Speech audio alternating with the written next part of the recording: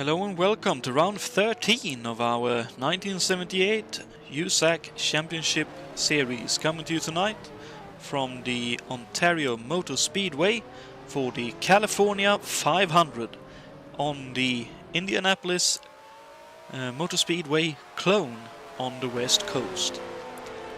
And based on the times that we've been seeing in qualifying just a little while ago, it's looking like quite the interesting event indeed, with several drivers quite close to one another, it has to be said. But also, thanks for bearing with us through some slight issues. My internet was not wanting to comply at all. But barring that, we are at the Ontario Motor Speedway, a 2.5 mile rectangular oval, and our drivers will be going for 200 laps, which will equal about 500 miles. And if Indianapolis and Pocono is anything to go by, there is definitely going to be one or two curveballs along the way. The points situation with the final 500 miler of our Triple Crown coming up here. The winner will take with them 1,000 points from this event.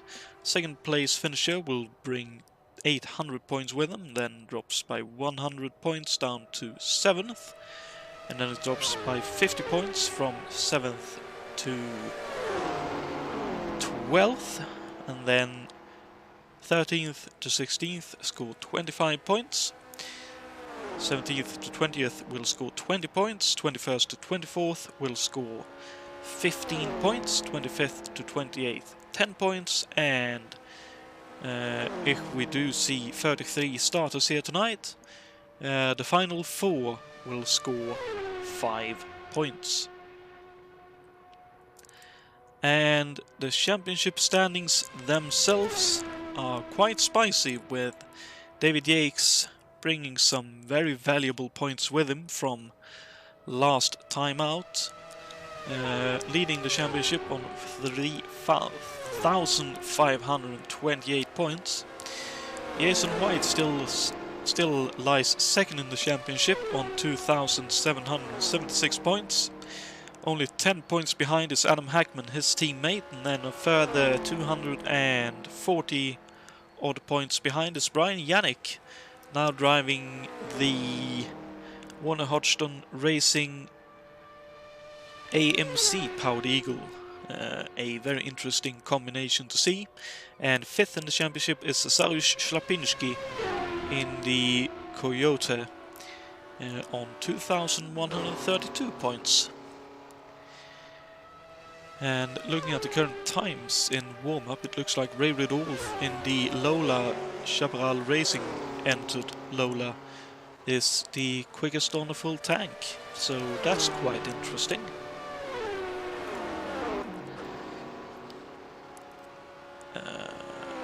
With it being a 500-mile race, the fuel limit will be so that the drivers will be allotted 7 full tanks of fuel for this race, which is 1,057 liters, or roughly 280 gallons.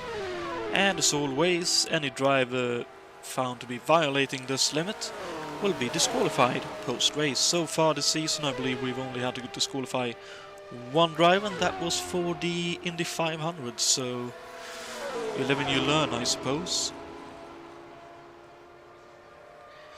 For the keys to the race is 800 turns and 200 laps, 500 miles, so for the love of both yourself and your competitors, and possibly of God, be patient. You certainly won't be winning the race in the first turn in this kind of event. And just like we saw at Indianapolis, if you can double stint the left side tires, it will save you time in the pits. And that, if I remember correctly, was the winning strategy for the first of our 500-mile Triple Crown events. And ideally, each stint that our drivers drive tonight should be 29 laps long, especially if we see a start to finish green flag running.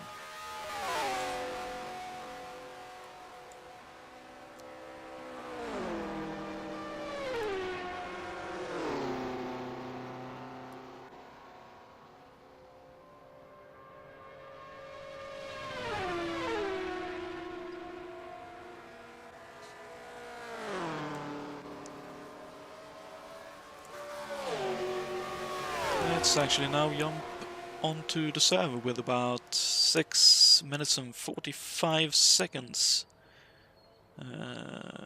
left to run in this warm-up session. And we can now see that Cesar Schlapinski is actually fastest right now, with Ray still lying in second there, so his first lap with a full tank was quite fast indeed. Well, we can see there Cesar is really letting the Coyote hang its tail out. Let's actually jump on board with him here. Have a look. As we go down the front straight, down into turn 1. Very early lift and then modulate the throttle through it. Try to keep the speed up down into turn 2. Modulating the throttle once again. Don't want to go down the white line. If we go below that, it's very likely that the car will snap on us. Down the very, very long back straight. Down into turn 4. A bit more aggressive here. Way more aggressive. Then down into turn 4. Yet again a little bit of modulation, and then we want to try and stay near the white line. And then we see how a pit entry can look, and then we saw tire marks of how a pit entry might not want to end up looking like. And we can clearly see here the low lab working very, very well indeed. Currently 14 thousandths of a second behind Schlapinski.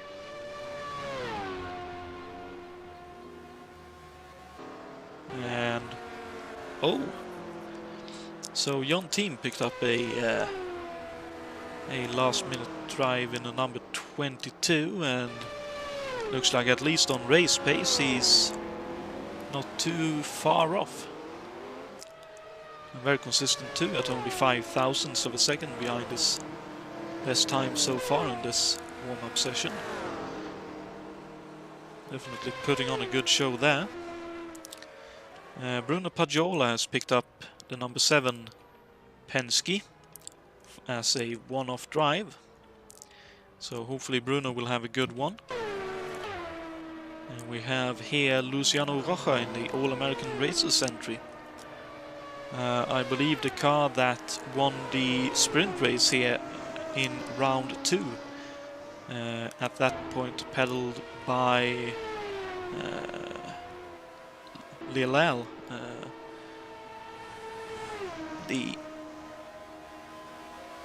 I believe the first overall win Lilal had the joy of accomplishing. But here, as we can see, Luciano Rocha behind the wheel this time. Hopefully they will be able to put on a good show too. David Yates, our championship leader, currently 6th in warm-up pace. David Sabre in the McLaren, Mike Olsen in the Eagle that saw some very decent finishing position, if I remember correctly, when we last came here. Alan Santo again in the top 10 in number 25. I know I misidentifying the car. Alan Santos' car, number 25, was the one Little Lab was driving and won this sprint event in. The one Luciano Rocha is driving is the car that Big Al, Alberto Senior, was driving. And August Watering again in the top 10 in that number 77 McLaren for Saltwater, among others, proving that if you stick with it you can definitely improve both pace and consistency. That's very nice to see, and I hope he gets to have a good race here, considering he had a bit of a short one last time out. Simon Wattman has picked up the number 71 Penske as a one-off, so hopefully he'll have a good one, as we can see him doing a bit of a donut run here to exit the pit lane.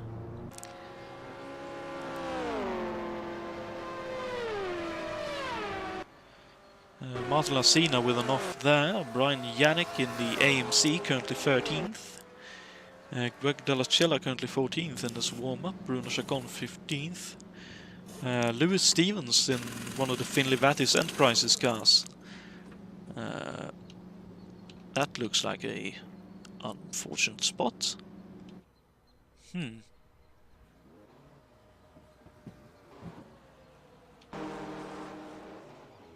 That's very strange. But hopefully Lewis will have a good one. I believe the first event he'll be driving this year. Jason Whited back once again. This time in the number 35. Francisco Amaral in the number 6 McLaren. Anian May back once again in the Rolla Volstedt Enterprises entry. The Volstedt could probably do pretty well here, obviously not at the pace of the newer cars, but as long as the engine holds up it should be able to finish. Jules Bouchard is driving the Lindsay Hopkins race team entered car for this one. And we have Michael Drexler driving the Janet Guthrie Racing entry. I believe that's one of the newer Eagles.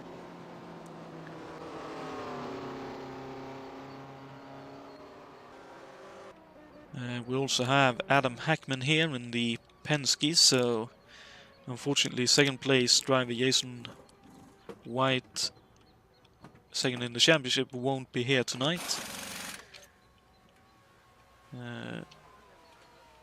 due to real life stepping in and taking priority. We have Juha Bors and Ross Pollack Penske PC5. Hopefully he will be having a good one. And Ray Riddle actually went fastest in the warm-up session just now.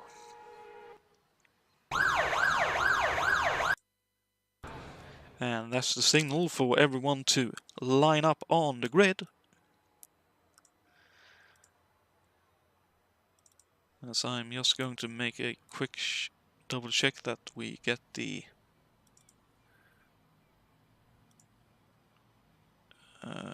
correct file for the commercials later if we need them. There we are.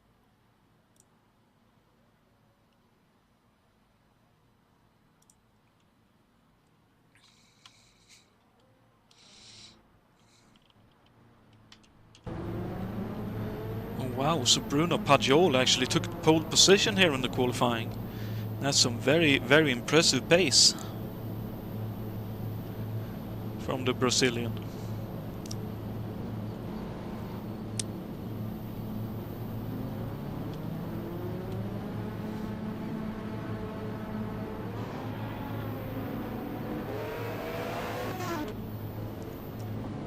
So Bruno Paggiola will line up second on the grid. Alan Santo will, first on the grid. Alan Santo will be second in the Interscope Racing entry. Cesaro Shlapinski third for Gilmore Racing, with David Yates lining up fourth for Pat Patrick. Adam Hackman lines up fifth and second of the Penskes, with Ray Riddle in sixth for Chaparral Racing. Sim Watman seventh in the third of the Penskes, so all the Penskes up high, as we see Juha Bors in the fourth. Penske chassis in eighth. David Saber lines up 9th with Brian Yannick in 10th, Martin Lassina 11th with Mike Olsen 12th, Francisco Amaral in 13th with Lewis Stevens in 14th, Jon Team 15th with August Watering 16th, Jules Bouchard 17th with Jason White at 18th, Nicolas Chacon 19th with Greg Dallucella 20th. Michael Drexler will line up 21st with Aniel Main 22nd. Luciano Roja will line up 23rd and last on the grid. So I'd assume, despite his pretty decent race pace, Luciano Roja showed up a bit later than the qualifying session itself. So that would be why he is starting from the back of the grid. So the field now coming around the final turn to start the race. So we're just waiting for the green flag to come out, and the green flag waves, and we are underway here for the California 500. A very bad start for Bruno Pagiola, and it looks like Juha Boos has had a best start here, streaming up into the lead in the Ross Pollack Racing entry Penske PC5. As we can see, the whole field streaming through turn 2. And based on my calculations there, everyone got through turn 1 all right.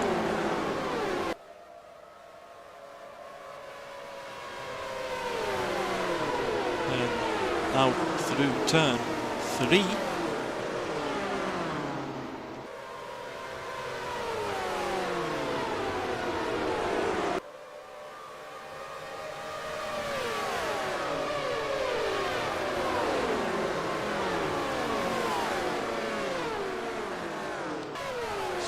Thankfully, it looks like everyone has gotten through lap 1 okay. You have Boos still in the lead with Slapinski second, Yates third. Pagiola down to fourth with Vidal in fifth. Alan Santo in sixth for Interscope with David Saber in seventh. Hackman in eighth and Simon Wattman ninth with Brian Yannick rounding out the top 10 in the AMC Powered Eagle. Jon Team in 11th with Jules Bouchard up to 12th. Lewis Stevens 13th with Watering 14th now with Lacina 15th. Whited in 16th. Amaral 17th. Mike Olson 19th. Chacon in 19th with Roja in 20th and trying to work his way up the field. Drexler in 21st. Greg Dallucella 22nd and Aniel May rounding out the field at the moment with the Volstedt number 17. When we look at this, looks like there's a bit of a battle brewing between Slapinski, Yates and Pagiola. On board now with Slapinski looking back from his whoa hoop. Ooh, and a little bit too low there. This could open up the opportunity for Yates. Not quite, but Pagiola looking up the inside. Oh, it looks like Pagiola heading for the pits already.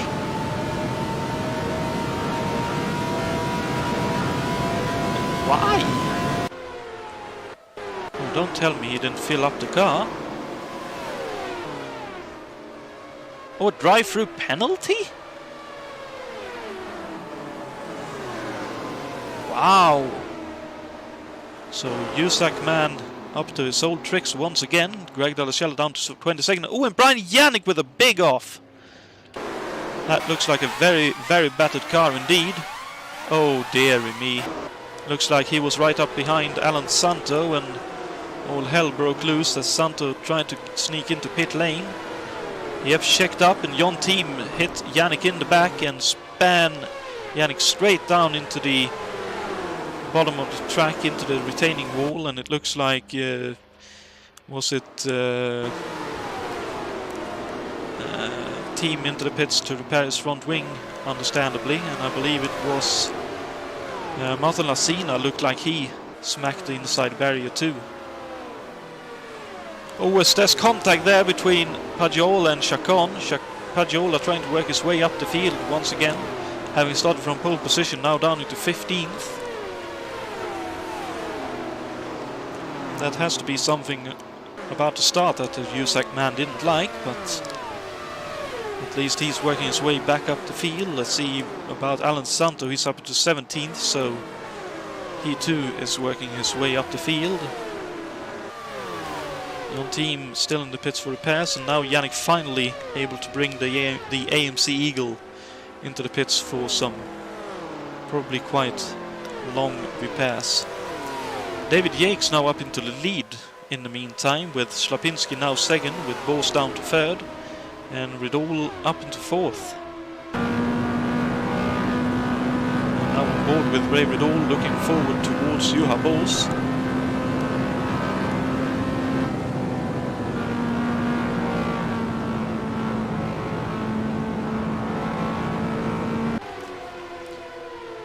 So that's very unfortunate for quite a few of the drivers, but at least we've still got a green flag. Sabre up to 5th now in the McLaren, he'll be happy with that, with Hackman in 6th. Wattman in 7th, with Bouchard now up into 8th.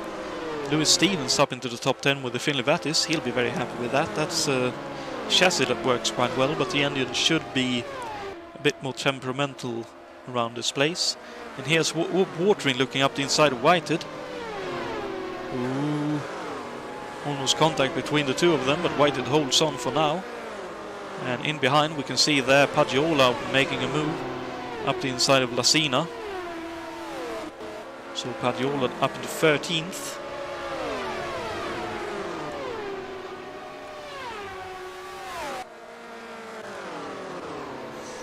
Actually, and it looks like unfortunately Mike Olsen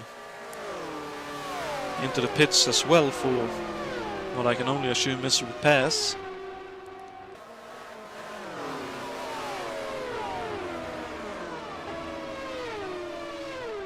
As he very neatly and carefully exits the pit lane.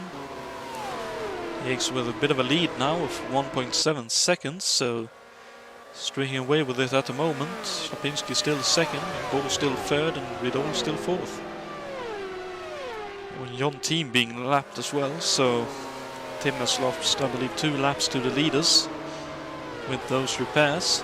But hopefully he'll be able to keep running and gain some positions back as the race goes on.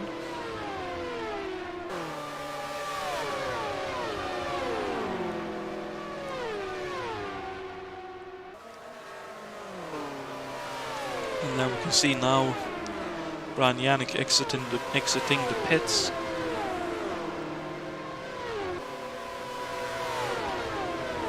So unfortunately for him, 4 laps lost to the leaders. And when there's Paggiola making another move up into the top 10 he goes, past Watering. And it looks like Paggiola may have made a move back here. No, sorry, not Paggiola, Santo.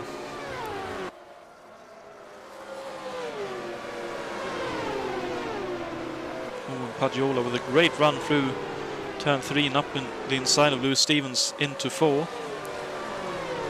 So Paggiola up to 9th, almost slapping the wall there. Scraping it at the very least. But now going up the inside of Jus Bouchard. Ooh, that's a lot of... Ooh, no!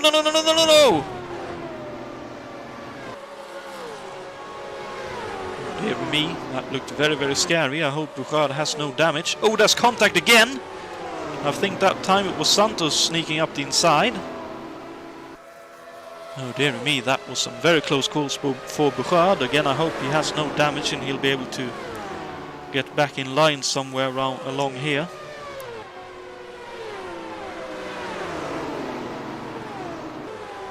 Looks like he'll now be able to settle down once again as Whitehead looks up the inside of Lassina.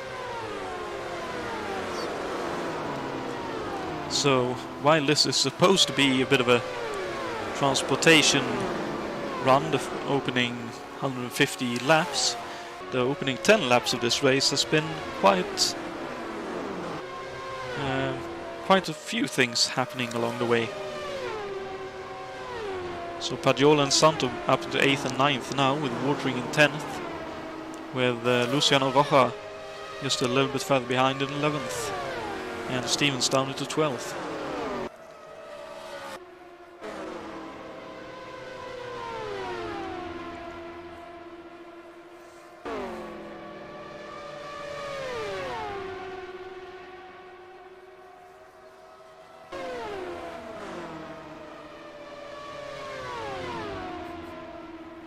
Oh, and that looks like someone has had a massive off. Dear me. I think that's a definite retirement. The question is who. I wonder if that may have been Bouchard's tracks. It probably was, so let's see if we can catch what happened to him. He may have been lucky and only hit the... Let's see, looks like that's a running too low and the car's snapping. Yep, below the white and almost down to the yellow line, and a heavy hit to the wall. Ooh, and Mike Olsen just about able to avoid him. No, he didn't. He actually span and slightly hit the outside wall too. So that's unfortunate. That's Mike Olsen's at least still running, but possibly with some more bent suspension parts on his car.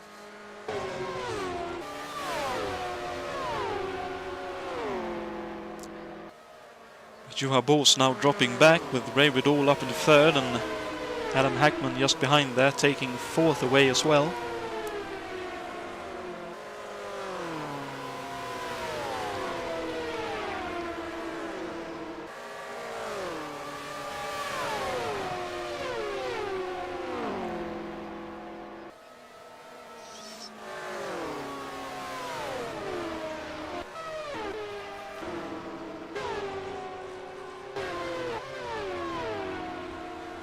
Francisco Amaral with a long pit stop too.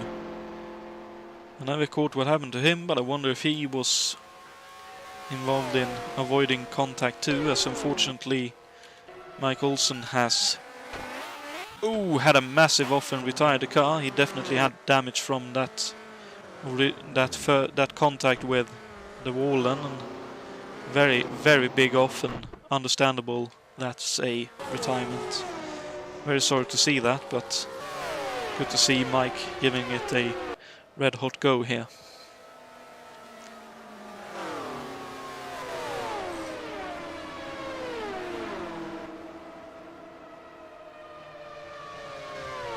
And look at that, Pagiola closing in very quickly indeed on the Penske ahead of him in the form of Simon Wattman.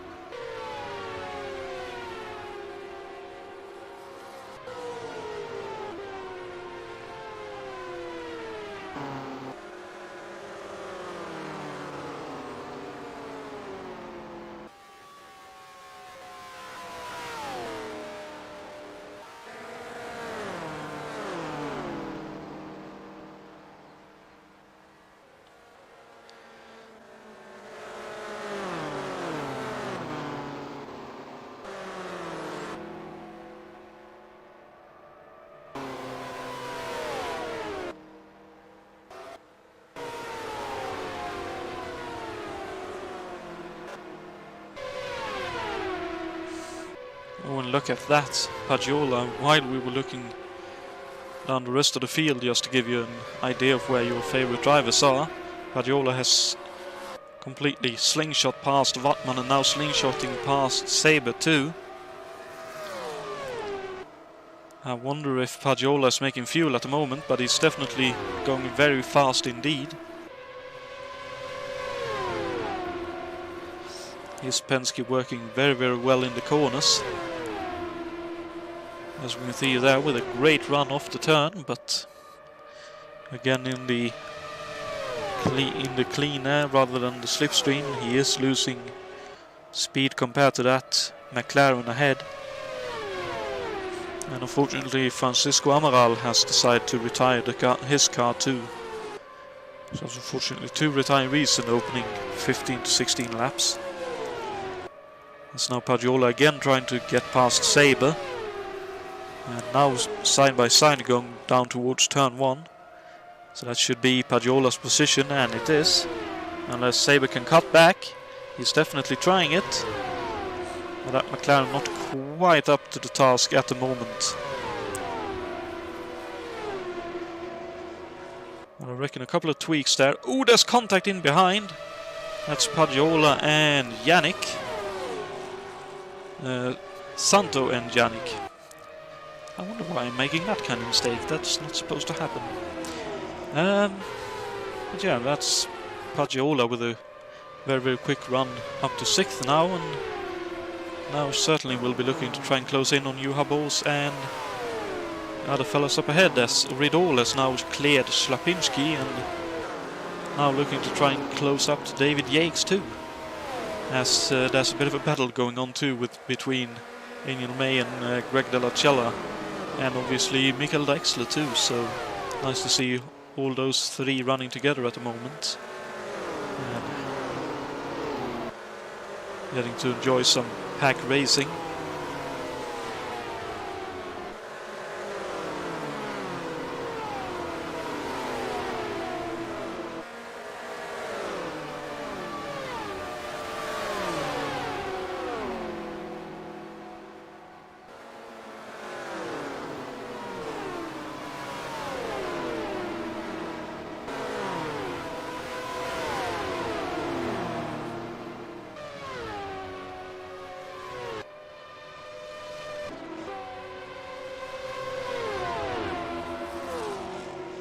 And now Santos caught up to these guys too. So the Brazilian drivers definitely has their cars very well matched to this particular circuit, as he slingshots past Wattmann. We do know, and we did see last time out, that Interscope car has a very, very sleek body with fairly high top speeds, and definitely can see it in action there, slingshotting past Sabre as well. So Santo up into 7th and trying to regain those 18 seconds lost.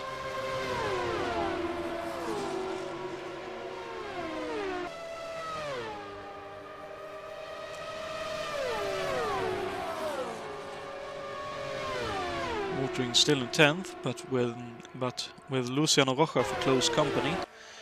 Lewis Stevens running in 12th with Martin Lassina for close company for himself, and Whited not too far behind in the Bryant WIBC Racing entry. Brun Chacon for Gilmore Racing, the second Gilmore Racing team, Toyota, running 15th at the moment with Drexler 16th, and he still has a close fight with Greg De La Cella, and not too far behind is Daniel May too in the Volstedt. Jon Team still running in 19th for Leader Card Racers, with Jules Bouchard still running in 20th. Nice to see that his crew was able to repair the car. Brian Yannick also still running in 21st, and unfortunately last car running at the moment.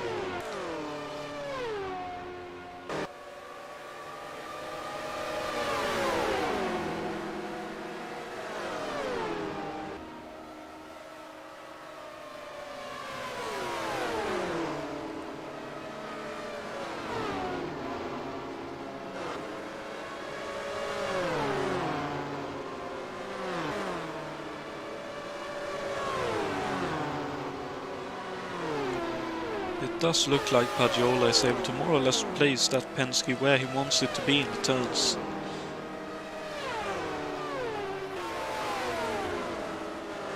So I wouldn't be surprised if he's able to catch up to the cars ahead by the time they get to the pit stops in about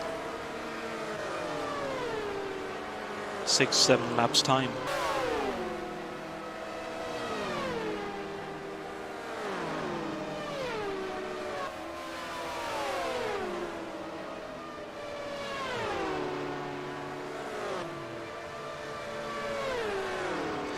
Oh, and that's Jon Team with a spin. I think just about able to avoid the wall and staying high. Nicely done, Jon. Good stuff of waiting too before you get going. That looked like a very good save indeed. Let's see if we can catch that one. That looked a bit on the hectic side. Looking from his roll hoop. Actually, let's see on the board on the front end. Let's see, dirty air in front. Oh, that looked very strange. Almost seriously looked like... Hoo-hoo! That was scary for both him and Drexler. Or maybe that was whited. I wonder if actually Jon Team's gear lever jumped out of place there. That looked like a very snappy high rev situation.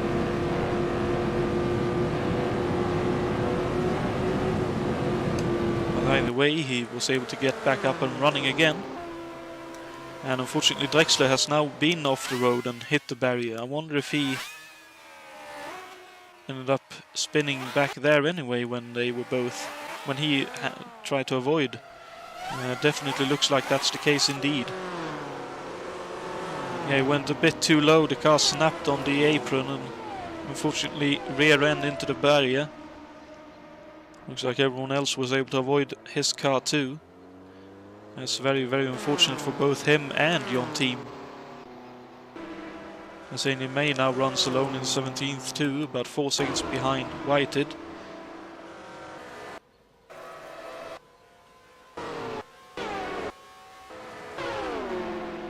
And Greg de la Chelle up into 15th, so nicely done there. And Bruno Pagiola out! Oh, that looks like a pretty hefty off. Oh, so he was indeed running very, very rich for that stint. Oh, turned down off the track a little bit too early. And some pretty hefty contact with the pit crew retaining wall there, and some definite suspension damage, and unfortunately a blown engine as he tries to get back running. So very, very impressive run from Pagiola, but unfortunately that's the end of that run. Let's see, so Yake's still running, and I assume most of these guys will be pitting on this or the next lap. Ravendahl still in second and now right up behind David Yates. Hackman up into third, Slapinski a bit further behind, quite a bit further behind actually in fourth. Juha Boos in fifth, Santo now in sixth. Wattman in 7th with Saber 8th, so Wattman has passed Saber. Watering up into 9th with the demise of Bruno Pagiola. And Luciano Rocha running now in the top 10. So let's see whether the leaders pit on this lap or if they got one more. Looks like at least Yates got one more lap in the books, as does Ridor. Looks like that's Slapinski heading for the pit lane. It is. As is, by the looks of things, an out of fuel Juha Boos, because that's a very slow entry. Santo into the pits as well.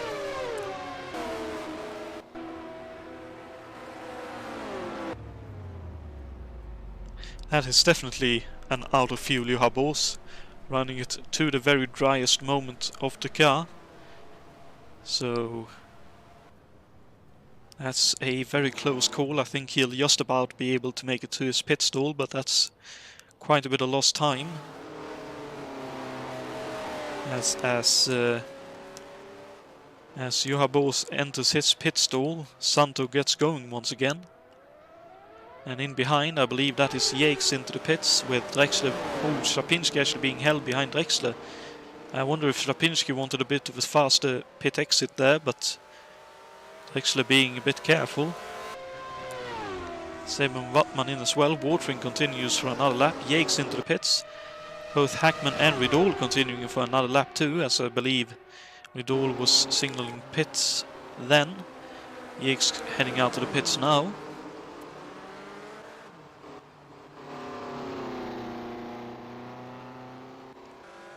So Yates exiting the pits and quite a bit ahead of Slapinski. So let's see where Ridor and Hackman comes out to the pits. Running 30 laps on this stint, that's quite impressive.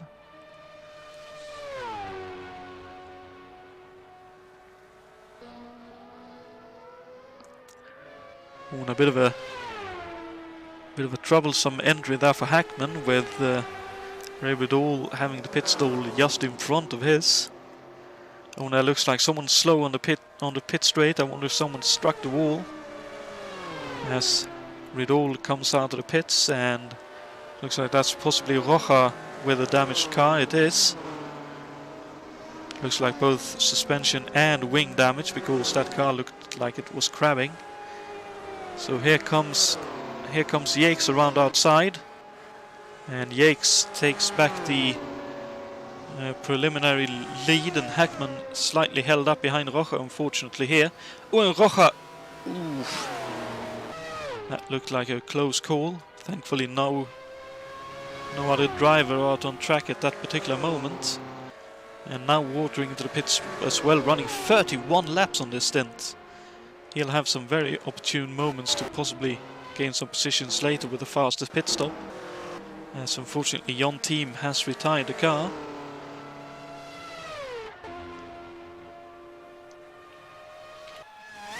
That's unfortunate, but that looks like a long pit stop. Oh, actually a blown engine. Okay, so just one of those things in this series. The engines can be quite temperamental, as Luciano Rocha now finally able to be allowed to bring his car into the pit lane. Chacon then up into 13th with Whited into 12th. Juha Boos now in 11th, fighting Stevens for 10th with that prolonged pit entry and stop due to running out of fuel before entering pit lane. Looks like Boos is up in the 10th right there, nice move. Wattman in 9th with Martin Lassina in 8th. Very good run in that Timon Gelhausen entered the car. Watering coming out of the pits just in front of him in the Dayton Walter Racing McLaren. David Sabre in 6th, just in behind Alan Santo in 5th. Schlapinski in 4th with Hackman in 3rd. And Riddall not too far behind Yates in 2nd, with the Yates obviously retaining his lead.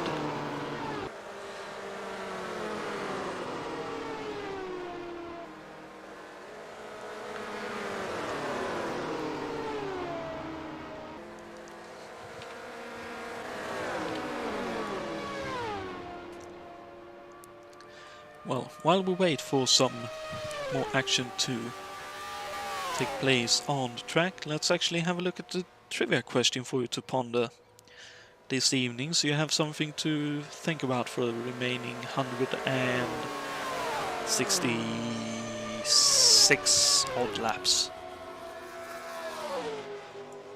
So the question for you all is simply, thank you very much to Jason White for providing these trivia questions, by the way. What music festival was held at Ontario Motor Speedway on March 18th, 1978? Was it A, California Jam? Was it B, California Jam 2? Or the second, dependent on how you describe that in American. And or was it C, the Aftershock Festival? I gotta say, I definitely got that wrong when I saw the question for the first time, but maybe all of you have a better idea than I have about what took place in the late 70s here at the Ontario Motor Speedway. As it looks like someone has had a bit of a moment in exit of turn 4. Definitely some time marks of a crash of some kind.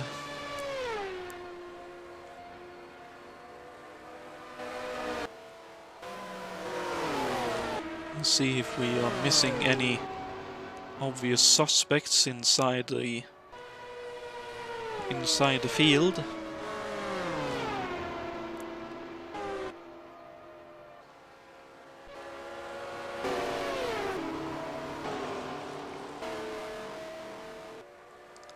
And it could of course be that those are old tire marks, but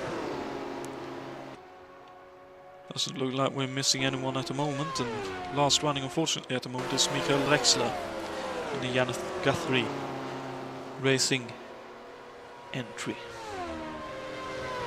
Rocha currently 18th, Janningen 17th, Bouchard in 16th, Angel May currently running in 15th, letting some of the faster cars through. Greg Della Cella in 14th, Brun Chacon in 13th, Jason White in 12th, and Lou Stevens Stevens in 11th.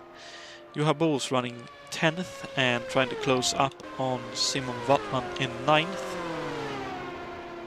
Martin Lavsina still running 8th, with Watering in 7th, Saber in 6th. Santo has pulled away from him, and unfortunately for him has 21 seconds to try and find against Schlapinski first and foremost. So a very slow stop for Santo for whatever reason. Hackman in 3rd, with Ray Vidal still running 2nd, and David Yates in 1st. So let's actually take a lap or so right on board with Ray Vidal and see what he is seeing from his Chevrolet Racing entered Lola Cosworth.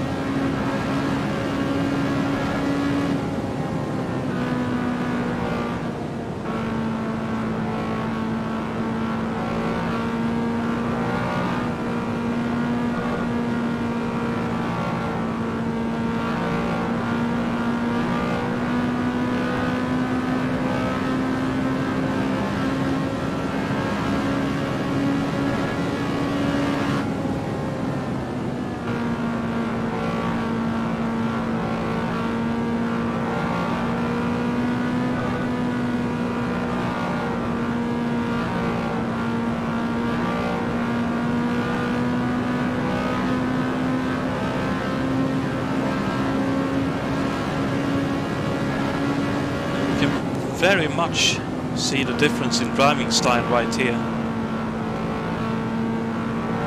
From the looks of things, the Lola being a bit more stable and a bit more neutral through the turns, while the Lightning in the hands of Yates running with the rear end quite a ways out, running it very much on a bit of a slide through the turns. Which is interesting to see, and I think that's part of bit blame with the Offenhauser-based engine that is in the back of Yates' car compared to the Cosworth Ford power plant in the back of Ray Vidal's Lola, giving them some different possibilities in terms of getting speed out of the cars.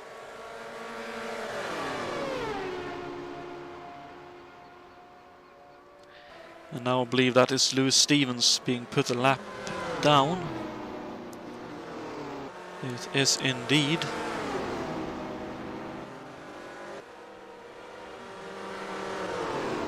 Nicely done, Lewis. Able to see that he had 2 leading cars coming up behind him. That can sometimes be very tricky.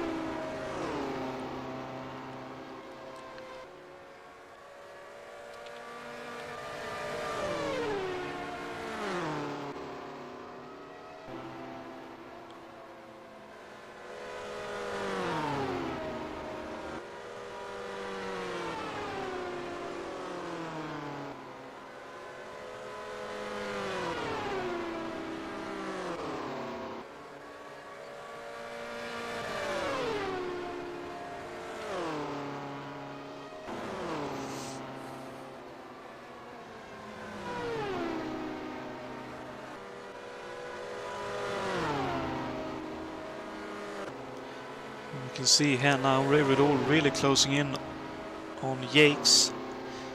I wonder if he'll just sit in behind him now and save some fuel and just say thank you very much when the pit stops come around next time by, which should be around lap 76 to 79.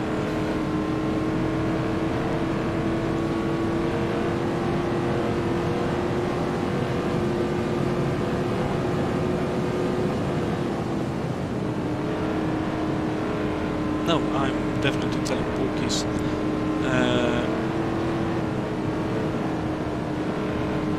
50. Wait.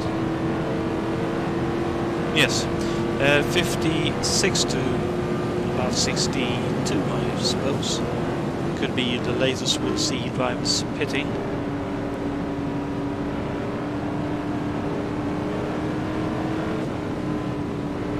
Good pick there by Yakes, able to put Daniel May in between himself and Ray Riddle, earning a bit of a gap. And that's where you definitely see the affinity for oval racing show itself during lappings. Some drivers have a knack for putting cars in between themselves and their opponents in battles, and that was definitely one of those moments.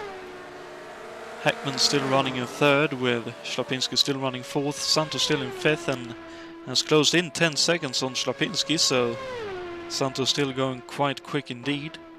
David Saber still running in sixth, with August Warting still in seventh.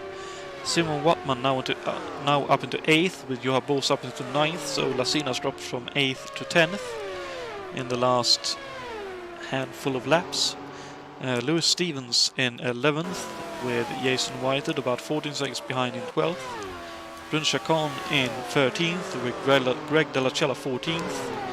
Daniel May in 15th, with Yannick in 16th. Jules Bochard 17th. Luciano Roja 18th, and Drexler still in 19th. And from the looks of things, not running too bad pace-wise, just unfortunately marred towards the back due to the repairs he was forced to make to the car.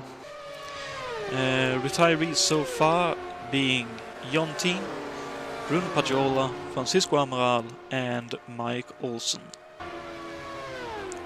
And look at that, Riddle already up in behind Yakes once again, so Riddle definitely with some pretty decent pace, as they are now coming up to the car, currently sitting in 10th in the hands of Martin Lasina. Let's see if Yakes is able to make a pick here, or if Riddle can follow him through.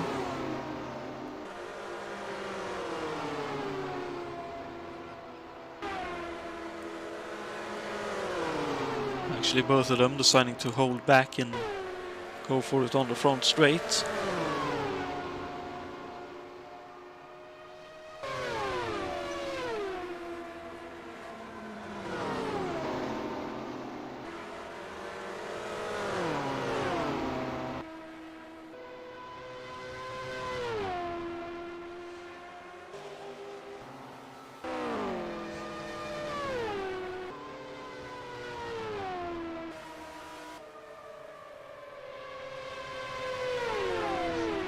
Looks like there could be a bit of a battle brewing here actually between Wattman and Bos.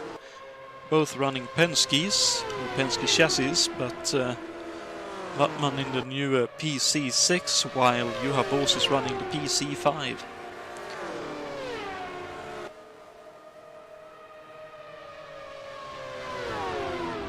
I suppose you could say in modern terms of, say, last year, it would be a bit like Wattman running in the full-on Mercedes in F1, while Bos would be running the equivalent Racing Point / Aston Martin of last year.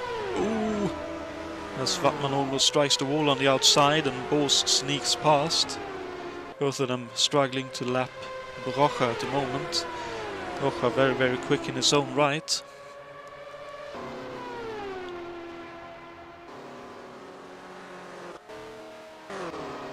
And Jason Whited unfortunately into the pits with a long pit stop, so looks like that is maybe not a long pit stop, but definitely I'd assume a stop for fuel.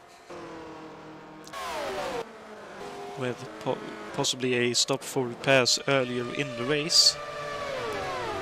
We'll see now, because Yates and Vidal is coming up on some very quick traffic in the form of the Penske of Wattmann, the Eagle 78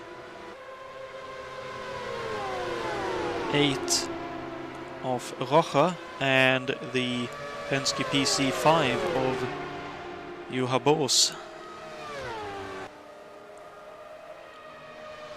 You see all of them trying to lap Rocha in the same place, but Vidal held back for the moment.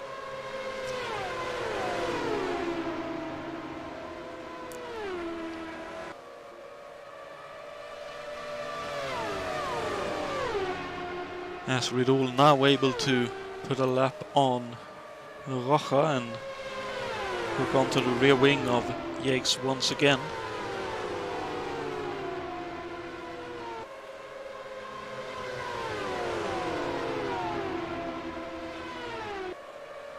And Yates with a very good run through turn 4. But even with that, the PC6 of Wattmann very, very quick in a straight line with a bit of a slipstream up ahead as well.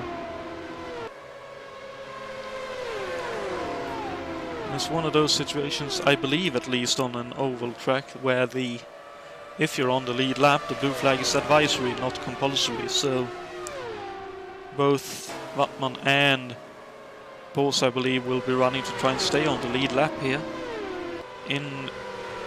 with the off chance that a safety car could come out in the next lap or two. Oh no, Wattmann with a big off! Oh, and takes the rear wing off his Penske, unfortunately. That's very, very bad luck for him, as he has come to a stop on the front straight now. As both Yates and Vidal now then puts a lap on Juha Bos as well.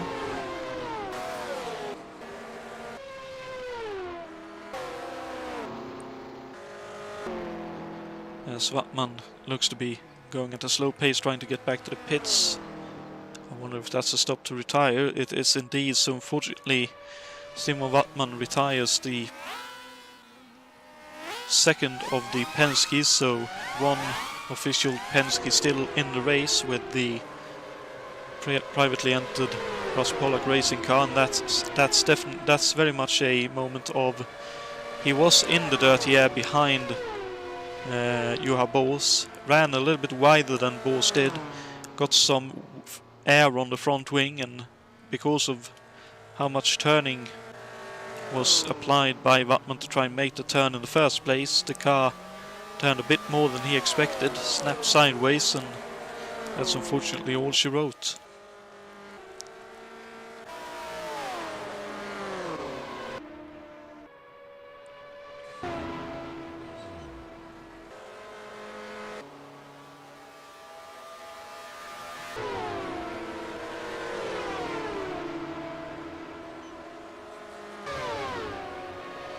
Hackman, in the meantime, only now 3 seconds as he splits the slower traffic down the front straight. That could go so incredibly wrong. Only about 3-4 seconds behind the leading cars, so not too far behind. As Daniel May, unfortunately, has had a bit of a spin coming off of turn 1, but looks like there's no damage to the car and she'll be able to keep on going in the Volstedt.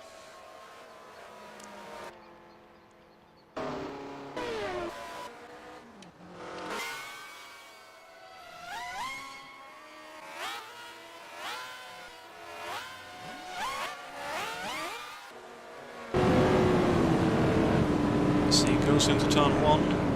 A bit too much understeer.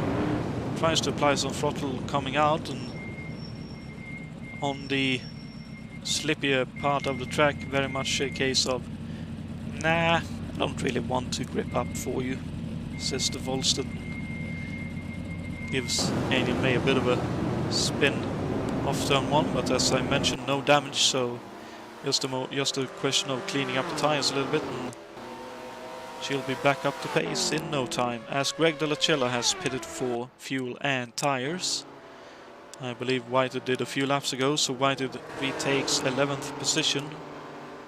Actually, no, I thought Delacella was in 11th, but he's in 13th, Whitehead 12th, Chacon up into 11th at the moment, Lacina coming out to the pit lane, Lewis Stevens up into 9th, here comes Juha Boos into the pits once again on lap 57 for him, so I believe 1 lap earlier than he did during the first stint. Slapinski now into the pits from 4th. And the leading trio still continues, as it looks like Yates is now heading for the pit lane on lap 58.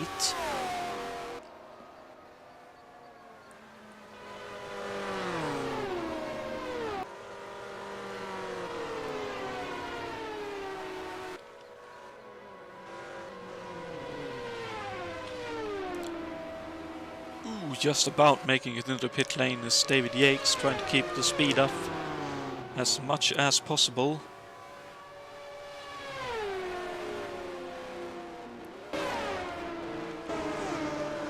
Looks like Sabre and Watering has pitted as well. Slapinski pitting now, so Watering and Sabre has yet to pit yet then. Looks like both Riddle and Hackman will be running for another couple of laps. Maybe Hackman signaling a pit entry then.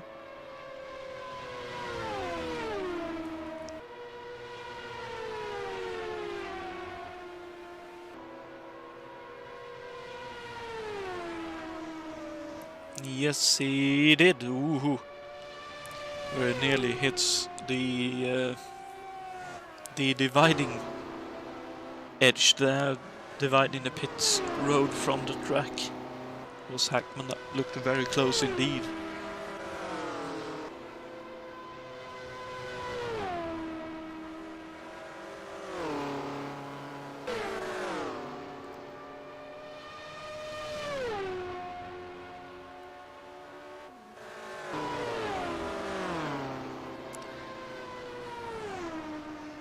I believe we have some important messages coming up for you, but we will stay with the race until this set of pit stops has played out.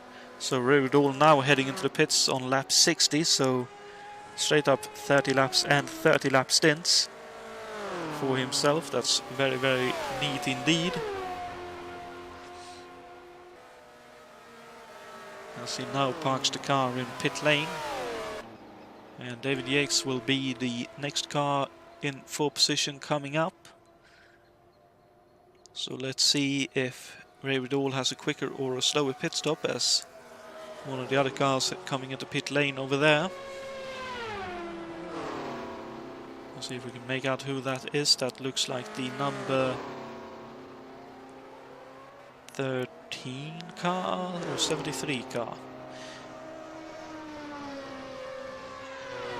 Either way, Riddle coming out and in second, so Yates with a much quicker pit stop by a huge margin, 10 odd seconds. Wow! So David Yates once again pulling off master strokes in the pits. So Yates retains the lead, 8 seconds now ahead of Hackman in second. Ray Riddle in third, with August Watering up in the 4th, but August hasn't pitted yet. Oh no, Lewis Stevens, I noticed just now, is out. Oh, don't tell me he ran out of fuel. That would be very rotten luck indeed. See, I'm on board with him here.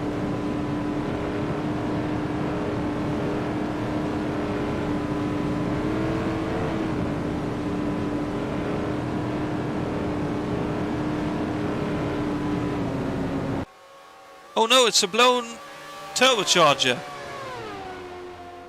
Because that white smoke, I'd assume, is a turbo, so... Oh dear me, that's another barbecue. He was having a very, very good run, so I'm very sorry to see him retire here, but... It's just one of those things. So Lewis Stevens in the Finley Vattis Enterprises entry retires on lap 60. Waited up into 10th then, with Lacina in 9th, Juha Bors in 8th, Sabre in 7th, Santo in 6th for the moment, Strapinski 5th, because Watering has yet to pit in 4th. I assume this is his final lap before pitting. Possibly one more in the bank. I think he did 31 or 32 last time out. So it's this lap or next lap that he'll be heading for pit lane.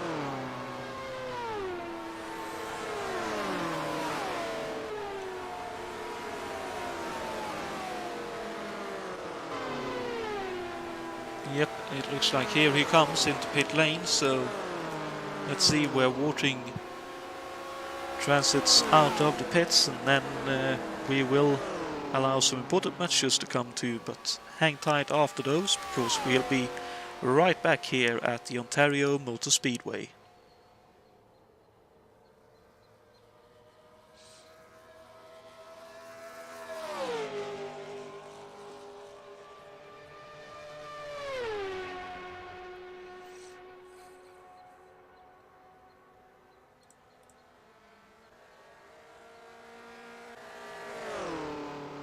And now Watering is exiting, currently in the 6th.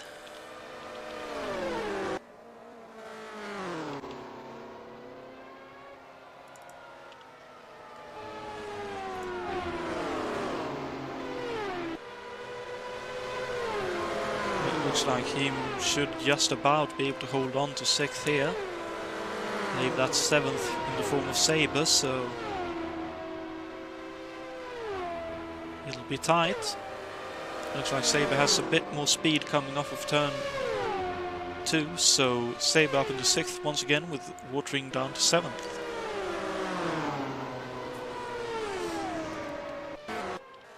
So with that, we will take a quick break with some important messages, but hang tight, because we'll be right back here at the Ontario Motor Speedway for the second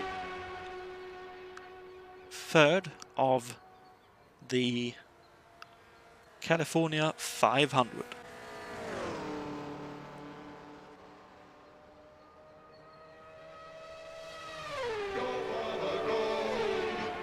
The Danish heritage of American brewed two-bore gold. Never go for bronze or silver. Live to make the most of every day. Go for the gold. And taste the triumph of Danish brewing. Two-bore gold. You make the most of every day. Go for the gold. Two-bore gold.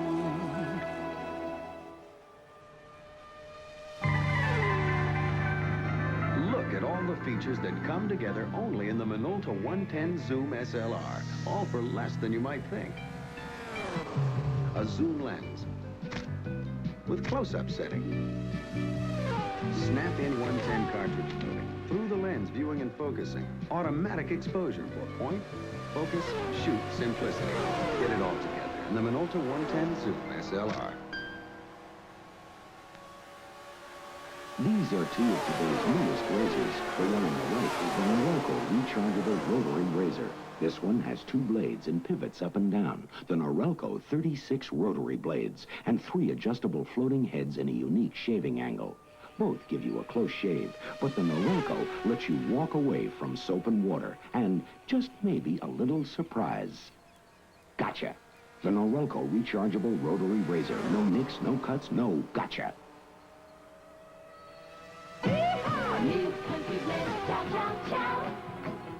Now my cat and I have something new to chow about. New Country Blend from Purina Cat Chow Cat Food. Look, a yummy new blend of flavors. Here's chicken, this is liver, and cheese. 3 delicious flavors cats love. Nutritious new country blend. You can depend on it. Let's chow-chow-chow. You can depend on new country blend, country blend, country blend. Chow, chow, chow. Come on, Max. I got something new for you. Now, alongside Kennel Ration Tender Chunks, I keep this. Tender Chunks new beef and liver flavor. It's no ordinary dry dog food. Ordinary dry dog food's hard and crumbly. But Kennel Ration Tender Chunks is more like lean meat.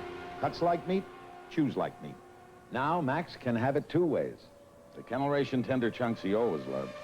Tender Chunks new beef and liver flavor. Pardon me, the station wagon is really an American invention. How come you bought a Volkswagen Dasher wagon? Just look at it. Is that all? No, I put everything into it. People, dogs, stuff. But it still doesn't look like a truck. Doesn't drive like a truck either.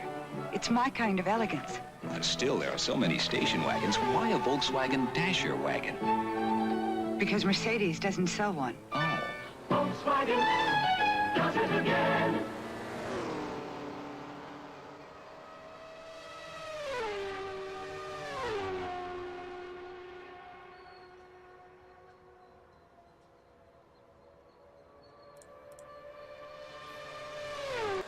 And we are back here at the Ontario Motor Speedway for our second third of the California 500, with David Yates still holding on to the lead, 6 seconds his lead now, still from Adam Hackman in third, with Ray Riddall, second with Ray Riddall in third, Schlapinski in fourth with Alan Santo in fifth, and yet again losing out during the pit stops. I wonder if that's a case of Schlapinski taking 2 tires while Santo is taking 4. Saber is still in 6th, with Bors now in 7th, with Watering in 8th. Larsina 9th, and Brun Chacon running at the top 10 at the moment, with Whited in 11th, only a couple of seconds in behind the Brazilian. Greg De La Cella still running, very nice to see in 12th, with Brian Yannick in 13th now, with Aniel May. Oh no! Oh dearie me. That was a humongous accident by the looks of things. I wonder if that's a blown engine onto oil and the rest being the hit with the barriers. Oh no, that looks like a going just a bit too low down below the white line. Yep, down the white line and below the yellow line even, and car snapped on her, and unfortunately the barriers on the outside was the next place of visiting, as it looks like Bouchard has just visited the pit lane.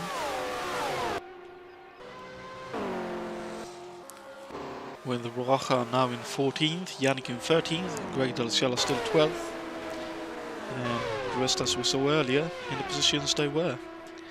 It looks like Bors is sizing up Sabre at the moment for a pass.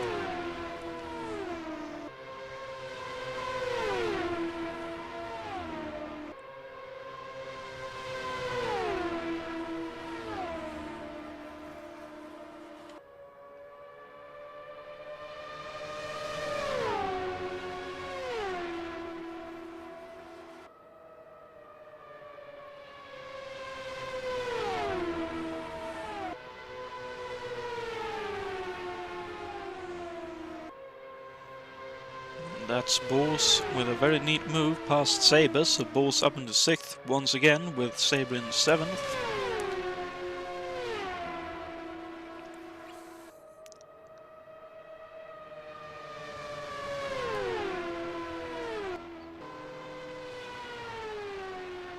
Santo in 5th, and again, by the looks of things, closing in on Schlapinski. And Riddall now just a little bit behind Hackman, and both of them closing in on Yates up ahead.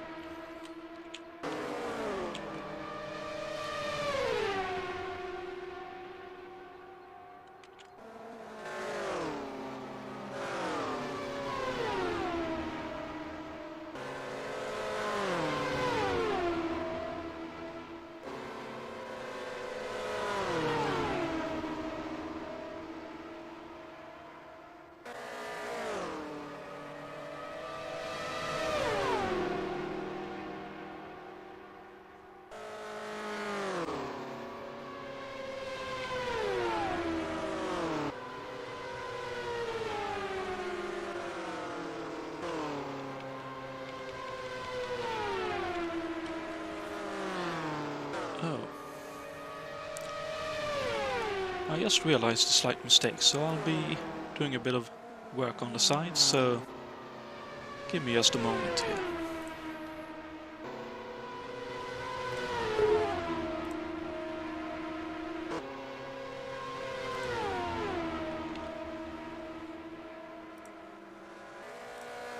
Sound muted.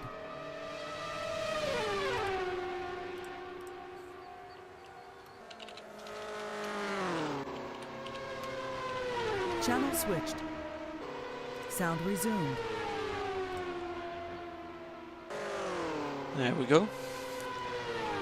Just realized after my internet issues I never reconnected to the voice server that we use, so now we're back to full action, and Hackman's still holding on to second ahead of Hackman, but still both of them closing in on David Yates, so I'd assume that's why Riddle is quite happy to sit in behind and just watch what's happening in front of him.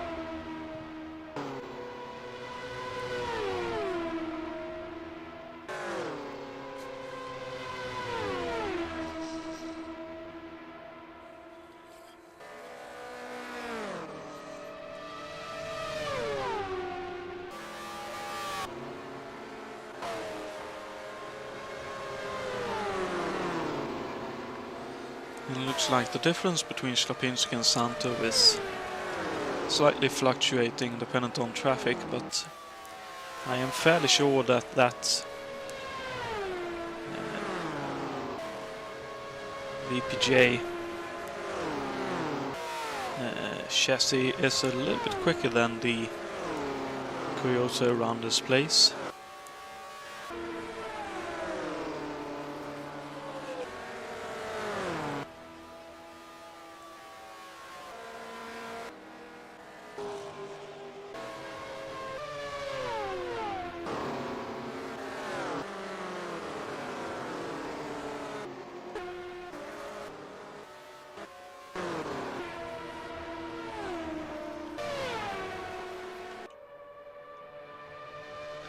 And it looks like Saber and Boss is still holding together, and Watering ain't too far behind either, so I think Watering ain't quite close enough to benefit from any slipstream and saving some fuel there, but Saber should definitely be. And Santo now only 11 seconds behind Slapinski, as Slapinski has had 2 cars to lap, so definitely a bit of a case of lap traffic affecting the difference between them.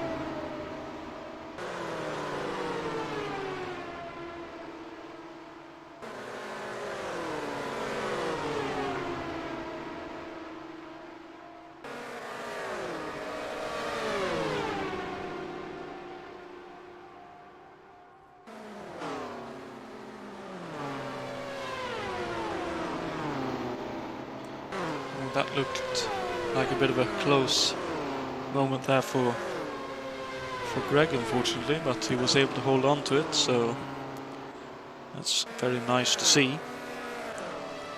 And Oldham still getting ever closer to Yakes up ahead, so both the Cosses running very well here. As we are joined in the broadcast booth by, is it Dave Miller or is it Miss May? It's me, Jonathan. Good evening, everyone. Been relieved from my crew chief duties, so I thought I'd come and give you a hand if that's all right. Oh, that I would be very thankful for that. Good evening, Dave. Good evening. Yeah, unfortunately, our race was cut short. We had an unfortunate encounter with a yellow line, which didn't agree with us. Yeah, I'm afraid I caught that on a broadcast too, so that's very unfortunate, as you say, but I suppose you could say that's all part of the learning experience. It is. We'll certainly be back for the next one, possibly with 2 cars, but definitely with 1. That would be grand if we get to see both of you on track at the same time. That would be quite fun as well. Absolutely.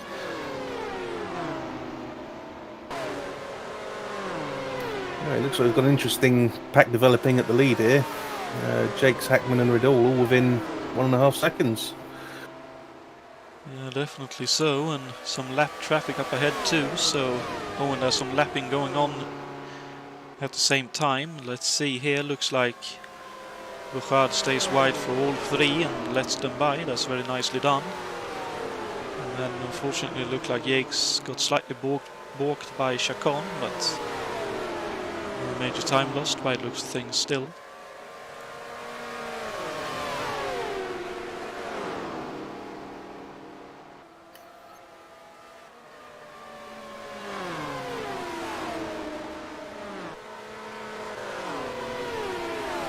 That Coyote definitely not a slouch in the straight line, just looks to be lacking a bit of cornering speed, both for Chacon and for Slapinski in this event. Yeah, I believe that is a very slippery car, but it's very prone to understeer, that Coyote. It's very difficult to work with the front aero.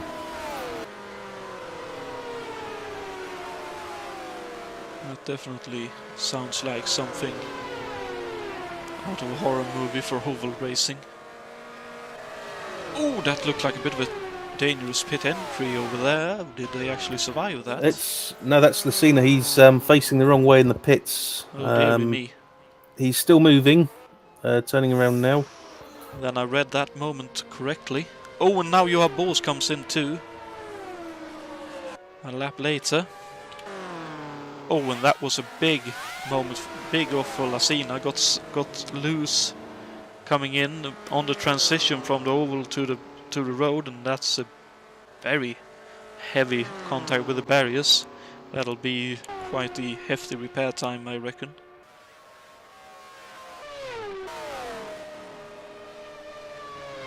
As Johan Bors too visits the pits, so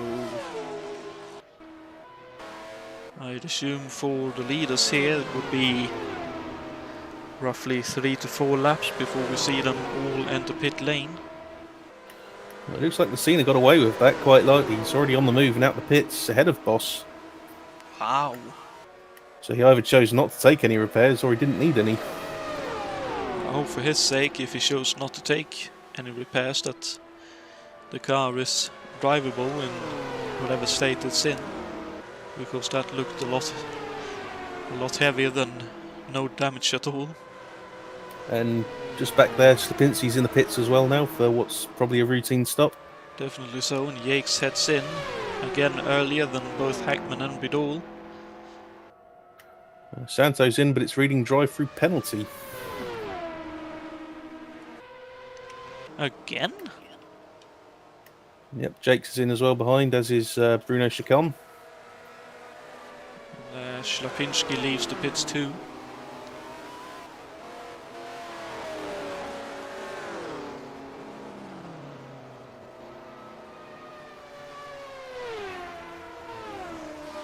Santo, when he was leaving the pits, it said nothing about the drive-through, so I hope that's simply a mistreated message from the game. Yeah, it may just be showing something wrong on my screen. He's already had one drive through, so I hope he doesn't have another one.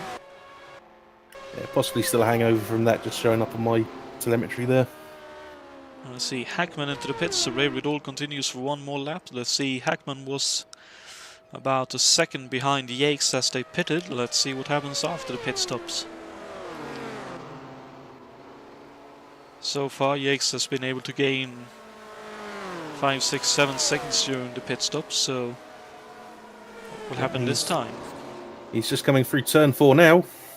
When Hackman exiting onto the apron. Oh, it looks like Hackman has pulled a master stroke on this particular pit cycle. Possibly a difference in taking 2 to 4 tires this time as well, with Hackman taking 2 while Yakes felt it necessary to take 4. But that's a good 8 seconds, 8.5 seconds for Hackman over Yakes, so if that's based on 2 tire stops, that's 4 tires for Yakes and 2 tires for Hackman. And while we look at those 2 Riddles in his box as well. Oh, and already exiting too. Wow. And Hackman coming down the front straight. It's going to be tight coming out of turn 2, I think.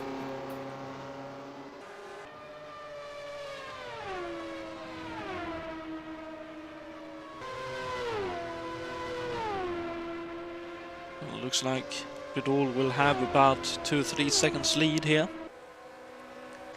Yeah, he's still got to get up to speed and he'll be on cold tyres, so this is the time Hackman needs to push.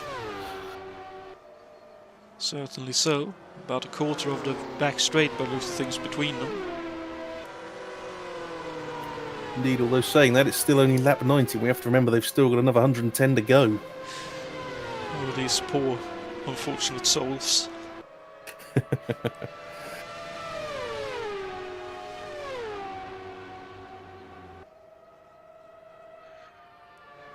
I noticed that the AMC in the hands of Brian Yannick has climbed to 12th position.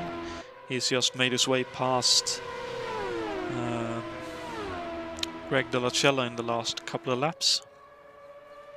Possibly due to pit cycles, but I'd assume that's a simple I have more pace, so I'll try to make up some time, but still very nice to see Greg still running in this race. He's had a torrid season with quite a few retirements so far, so very nice to see him running this far into the race, and I really, really hope he gets to finish as well.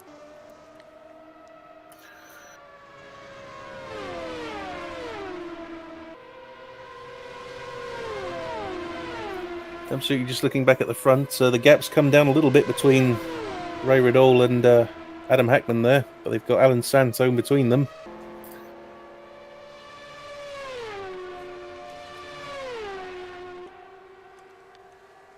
Indeed, and 9 seconds now behind is David Yakes. I wonder if he has lost out now and will settle for 3rd and some more points towards his lead in the championship. Possibly, but because if it finishes like it is now, he will gain more points in the lead of the championship. Possibly, but he may have a plan for the end of the race rather than for now. It'll be interesting to see how it develops. Definitely a possibility, as Martin Lacina has retired.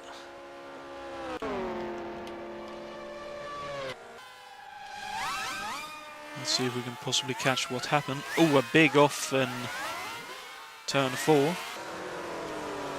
I reckon that's another running below the white line. Just a little bit below the yellow line, and unfortunately quite a hefty off, and unfortunately no returning from there. Yeah, just put one reel ever so slightly onto that white line, and as soon as you do that, you hit the transition and the car does things you don't like.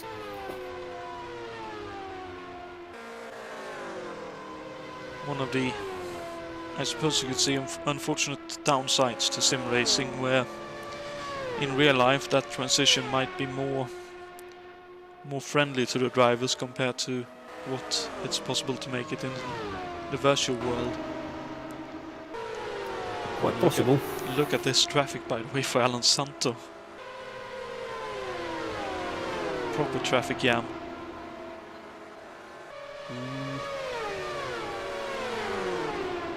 Looked like he had to check up then to not run into the back of Drexler's.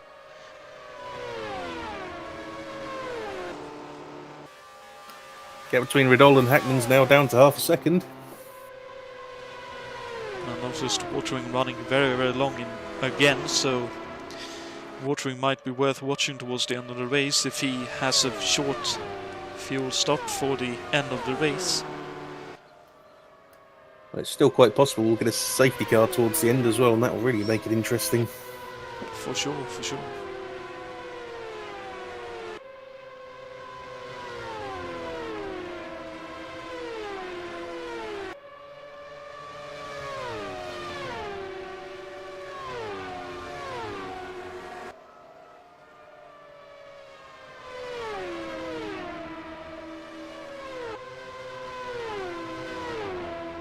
Honestly looks like now that Hackman is what I assume could be described as the dirty air behind Riddle's Lola. They look fairly closely matched in terms of outright pace.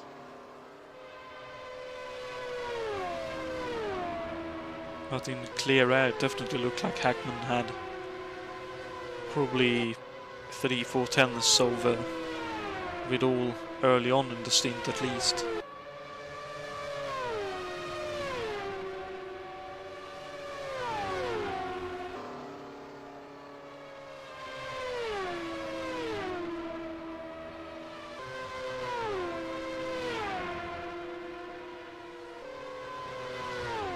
So he may be very well just be content to sit there and just hang on to the back of Ray Riddle, knowing that he's got 103 laps to make his move.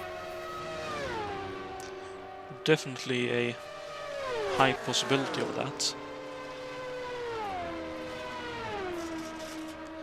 I suppose it's also okay in that same vein of why try something very risky when, as you say, there are so many laps left and quite a gap now to the nearest competitor in behind.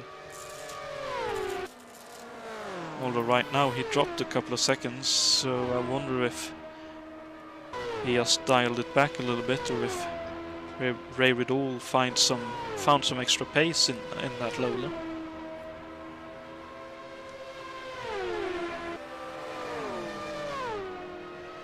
Because it's now out of 3.5 second difference.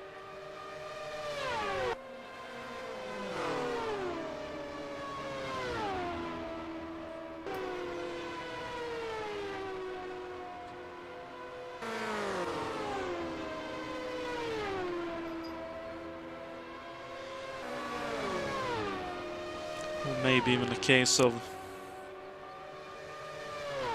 running in behind the driver. Another car makes the engine in these cars run a bit hot, and he had to back off and let it calm down for just a moment and cool down. Yeah, quite possibly. Talking of running behind another car, Ray Riddle's been caught up a little bit here behind Delacella. That's costing us at least 1.5 seconds there. I would suggest that as Ray's got the Cosworth in the back of his car, he's probably trying to save either the engine or the fuel there.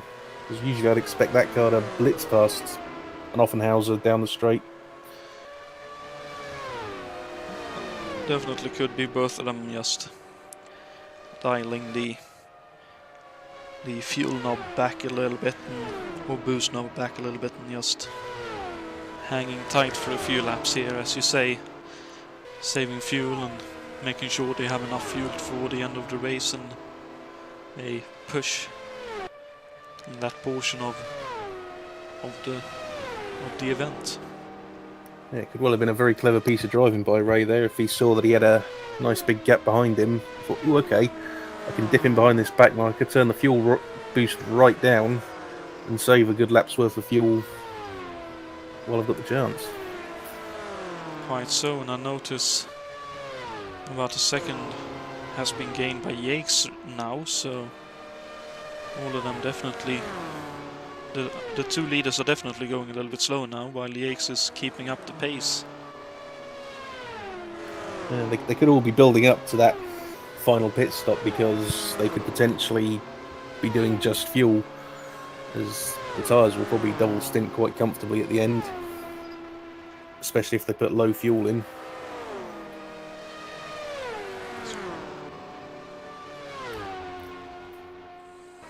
Very much so indeed.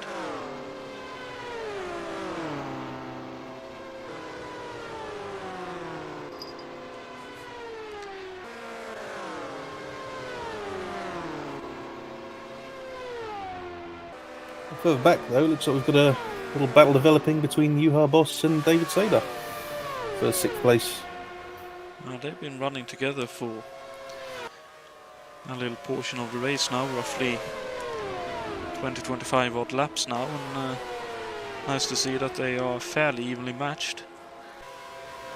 Juha Boss was able to catch and pass Saber during the last stint, but as you mentioned, Saber is holding tight and giving Boss a bit of a run for his money.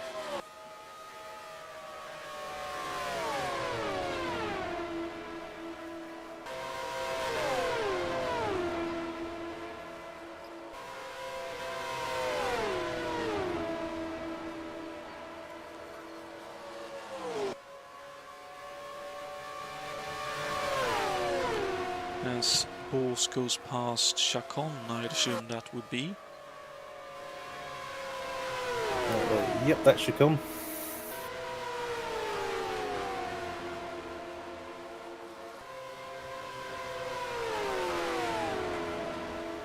And my very little assistant makes her entrance here. I'd assume you could hear a few keyboard buttons being pressed, as it looks like Saber lost out a little bit of time there compared to Boss. And so Whited now comes out of the pits, a full lap now behind Chacon in 9th, but then of course Chacon has to pit again.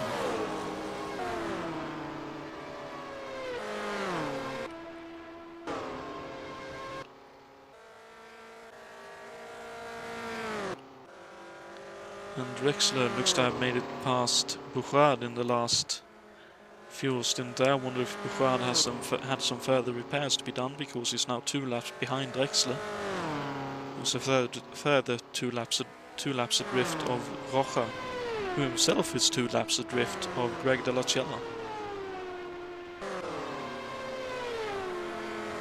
So in the old saying of 2 by 2 by 2.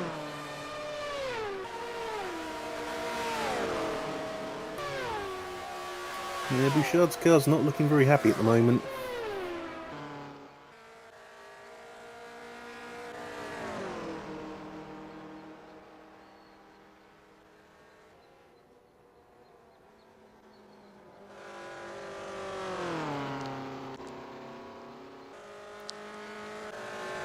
Yeah, definitely looks like he's running that car well within its limitations as of now.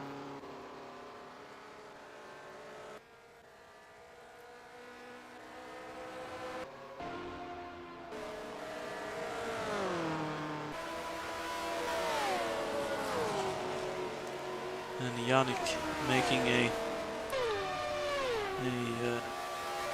recovery drive here. Went off quite early for repairs and now up into the top 10.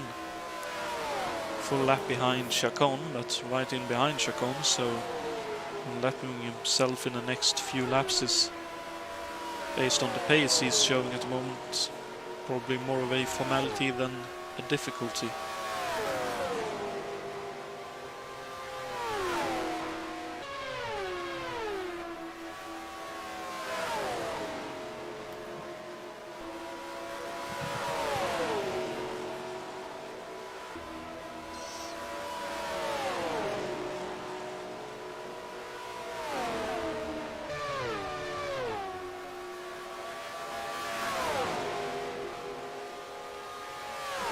look at that. That AMC really pulling well down the straight with a bit of help of the slipstream.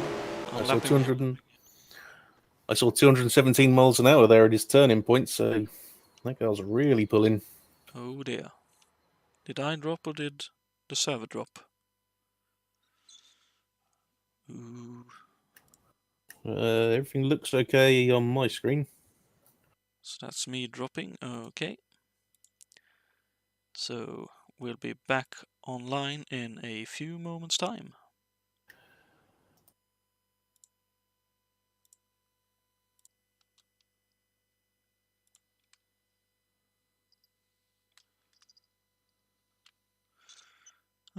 That's what happened.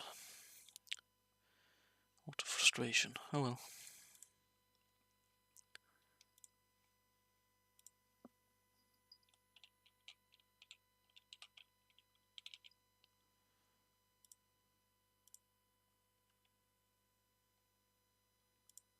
Well, at the moment, it's lap 108. Ray Riddle still leads from Adam Hackman by 1.2 seconds, with David Jakes in third, 8 seconds adrift. The last car on the lead lap at the moment will be Cezarius Slepinski, who's 40 seconds off the leaders. Alan Santo runs in fifth, 1 lap down, followed by Juha Boss and David Saber, who we were just watching, who are quite close together. August Wattering is currently running 8th, with Bruno Chicon in 9th. Brian Janik 10th, who's in the process of trying to get his lap back from Bruno. Jason Whitehead running 11th, Greg Delacella in 12th, both 5 laps off the leaders. Michael Drexler and Luciano Rosa are 13th and 14th. And Jules Bichard bring up the rear, 13 laps off the leader in what looks to be a very difficult car to handle at the moment. Okay, so unfortunately I can see a bit of a problem with this situation. The current session, when I try to join as a spectator, is closed.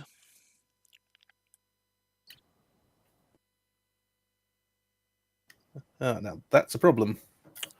Yeah. What I could do, Jonathan, is I could create a private live stream and you could watch pictures off that or get the pictures from that. Yeah, if we can do that and you still remain on the server, I'd assume that would be the best solution we can do on the fly, as it were. Yep, just give me a few minutes, I'll get that set up. Thank you very much. So, very sorry everyone, technical difficulties here, but we'll be back showing pictures in a few minutes' time. For the time being, we're a radio show.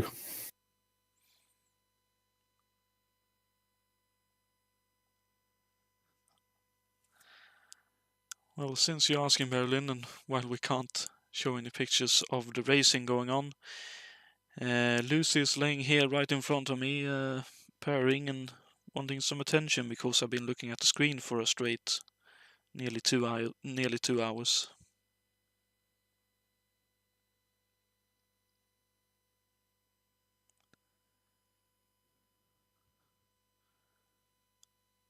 I'd assume possibly a bit like your Butterbean.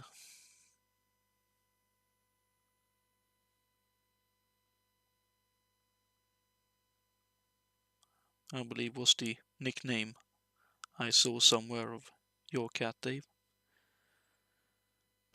My cat's name is Bud. Oh, Bud it was. My apologies.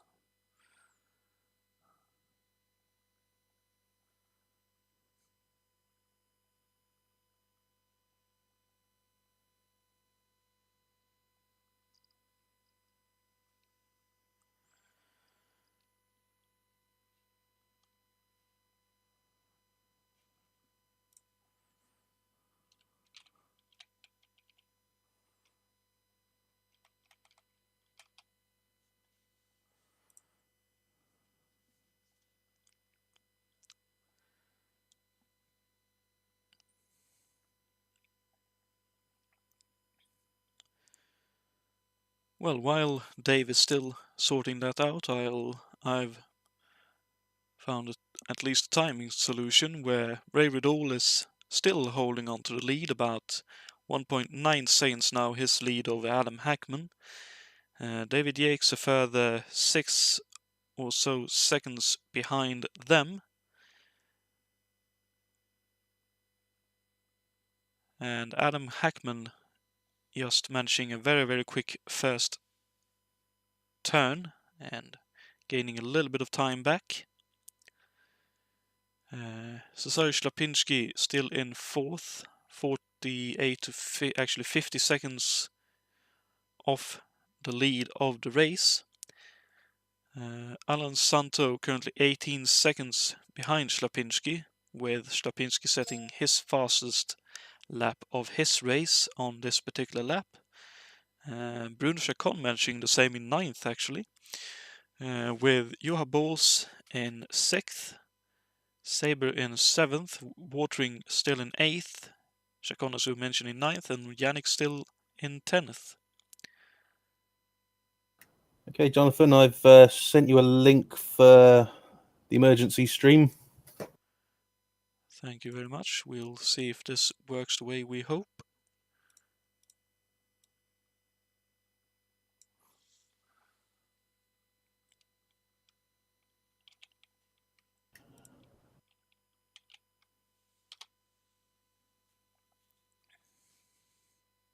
Chacon as we mentioned in 9th, and Yannick still. See, so let's unfortunately we'll do the stream without sound, but it looks like I've got it up and running at least, so I can see what's on your screen, and I can also see, unfortunately by the looks of things, Jason Whitehead has retired in the last few minutes.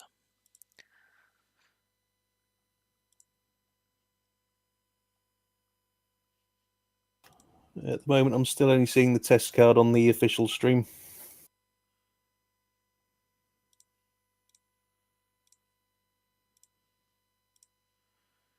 Okay, on my screen I can see you now showing the full track, so looks like we are more or less sort of sorted here. So let me just get a...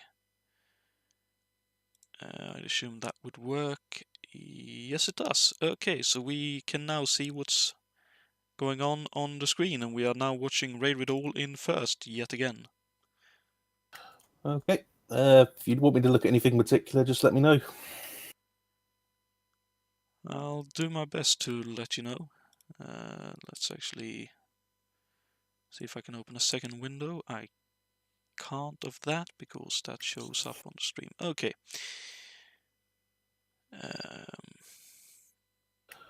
That's Adam Hackman coming into the pits. Looks like David Jakes is just leaving the pits after a stop. So pit stops again on lap 117, so that would be roughly one.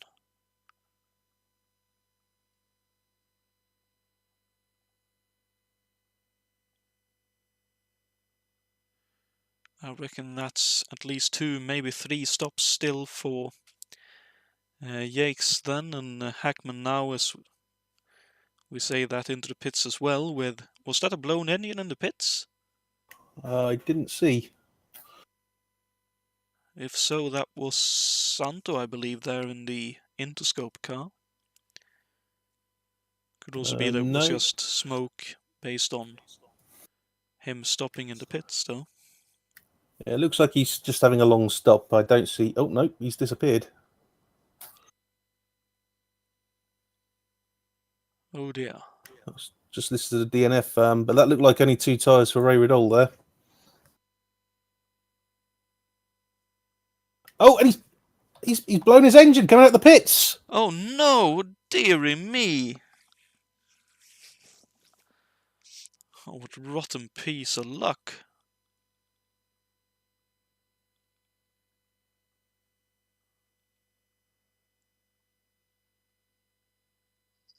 Well, that's definitely a long stop for Santo before what looks like a retirement for him, as we say. And as you also mentioned, Ray Riddle with a blown engine looks like... It looked like he just over-revved it coming out the pits, and yeah, that was enough to... based on what I could see there, just at the gear change between first and second. where it unfortunately blew on him, possibly missing the gear slightly, and as you say, over-revving is a killer in these things. Yeah, it was just that one moment was enough to send at least one piston into space. Quite so. Very, very unfortunate for him, but that leaves Adam Hackman with what looks like a 12-13 second lead there. Indeed. 12 seconds over David Jakes. So it's looking very good for Adam at the moment, if he can keep this pace up. Quite so.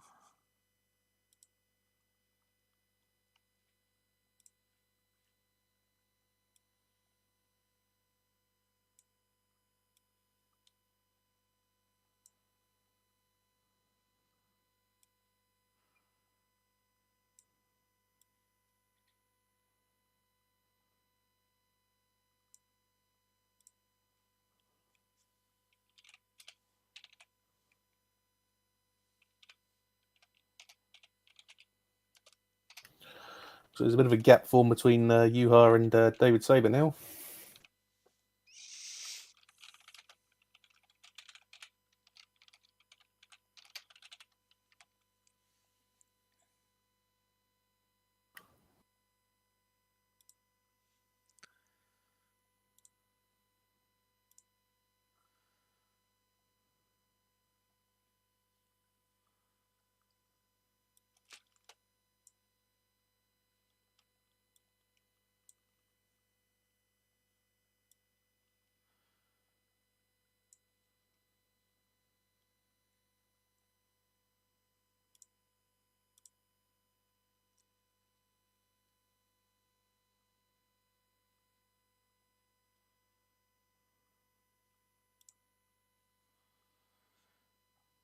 Very much so. So, one of those things, but I suppose that promotes Greg Dellacella well inside the top 10, and possibly a couple of others who will be very happy with seeing themselves jump up a little bit further up the grid. Absolutely. I think, as I've said before, just surviving the race to the finish is a very valid strategy. Quite so. Looks like Drexler will be... no, Luciano Rocha will be inside the top 10 as well. As August Watering, I believe, set the fastest lap of the race so far. Just a moment or so ago in fourth at the moment, late on in his stint.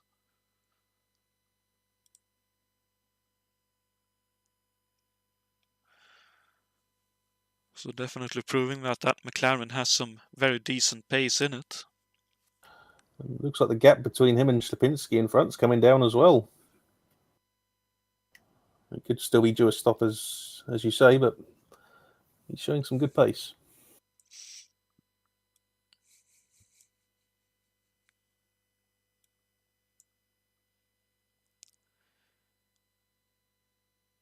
Uh, 14 seconds between them, that's definitely doable.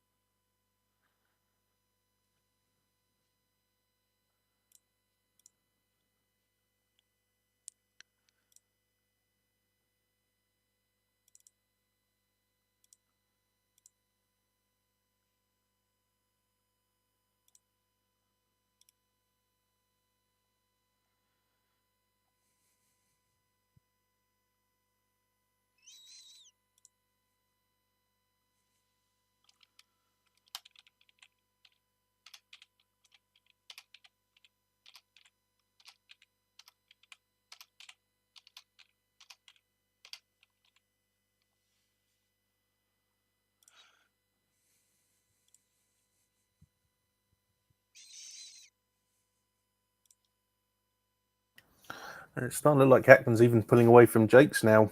The gap's up to 15 seconds almost at this point. Wow.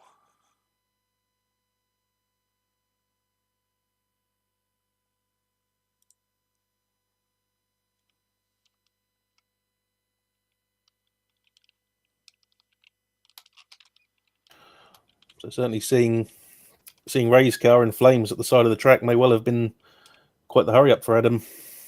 Quite He's his so. chance to really secure his position now.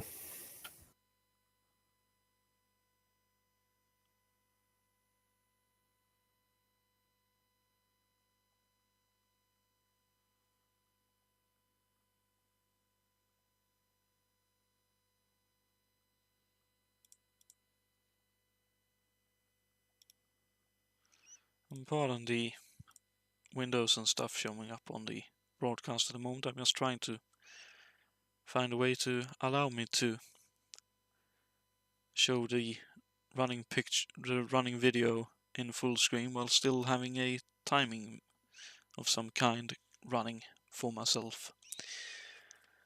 Let's try it like this then.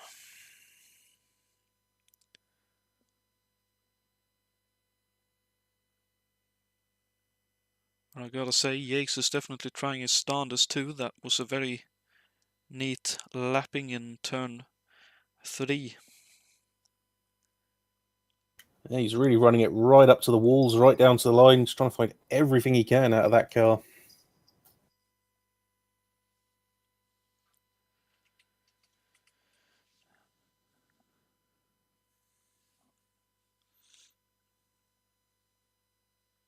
Indeed, the gap has come down very slightly. It's down to 14 seconds, was 15.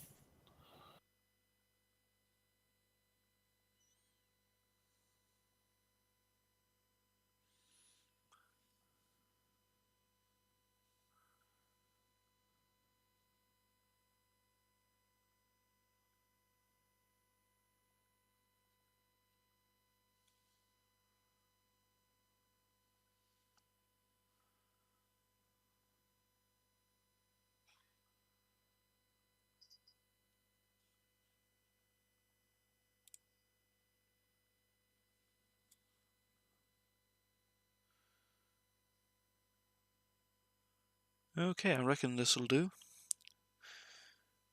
Yeah, he's definitely giving it a hurry along. I have him at 10 seconds behind Hackman at the moment. Make that 11 now. So fluctuating a little bit on the live timing too, but between 10 and 11 seconds.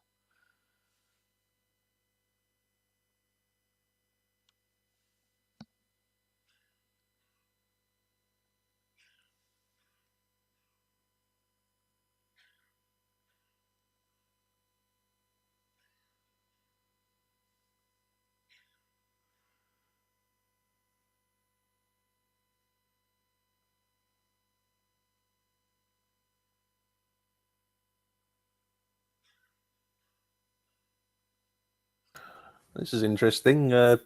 Sapinski, he's up to third now, but Juha Boss running right behind him, looking to gain a lap back there.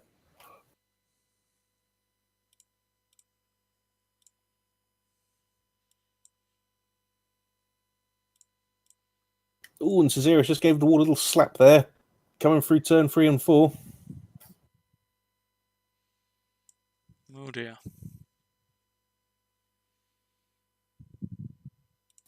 I think he's gotten away with it, but I want to be careful not to do that too many times. Quite so.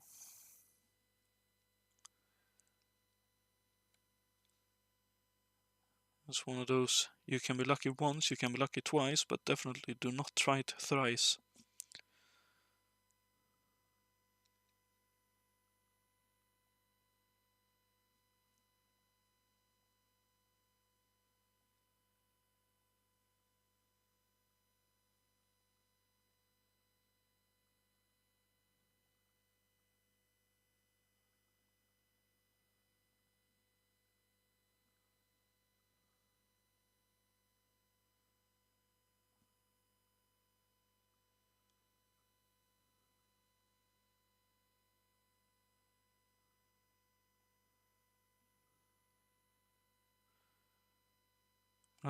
I suppose you could say now that that Strapinski feels quite at home where he is, about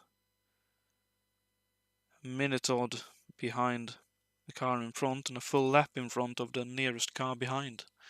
He can definitely just take it easy and score some decent points here. Yeah, he may well certainly be feeling that. He's going to have to do something really quite special to close those gaps down unless something strange happens. So yeah, if I were him, I'd be looking at, okay, let's just save that engine, save the car and bring it home. Take the big points haul.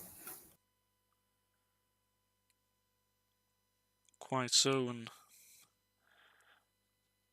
with the way the finishing order stands right now, I believe actually Hackman will close in roughly 100 or so points in upon the lead of Yakes, so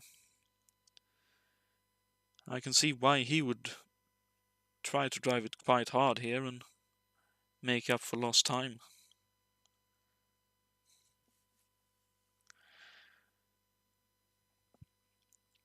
But I gotta say, the battle for now is actually in the would be 4th, 5th, and 6th places, which are all covered by about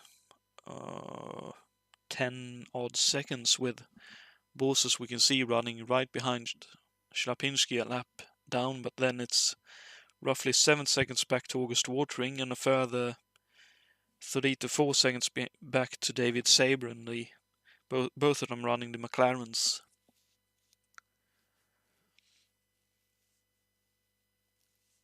Yeah, absolutely. David Sabre just had a little bit of traffic to deal with there, but he's gotten through that. Now he's going to be trying to close the gap to August and then close it to Juha head as well. He doesn't seem to be getting any closer to Sleplinski, so he may be just tucking in and settling in as well. Well, I reckon it's still a case of when you're if you are a full lap behind and with close company from behind himself, that would be a let's save some fuel, run a little bit longer, have a bit more fuel for the end, and make sure I can hold on to this position I'm in right now. Yeah, they could both work together here and help each other out.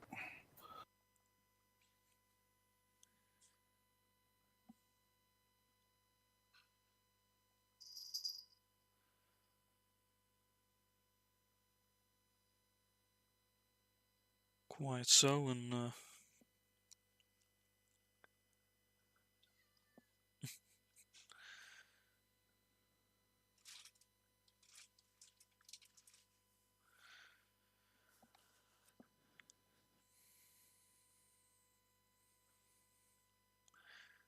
based on what we can see here and what we've seen so far, the race is far away from over.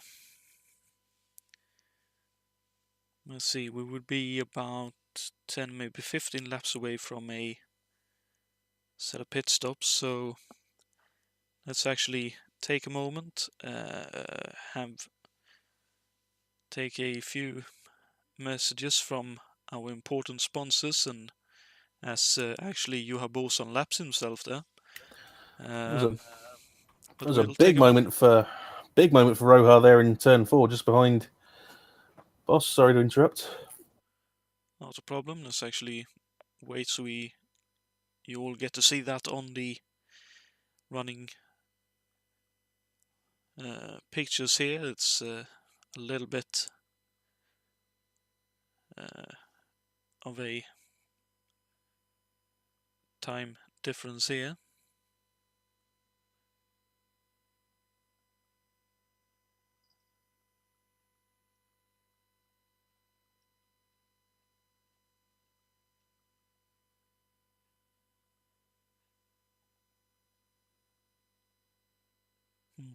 Well, we'll take a quick moment, have some important messages come through, and when we are back, we'll be taking you to the finish of the California 500 from the Ontario Motor Speedway.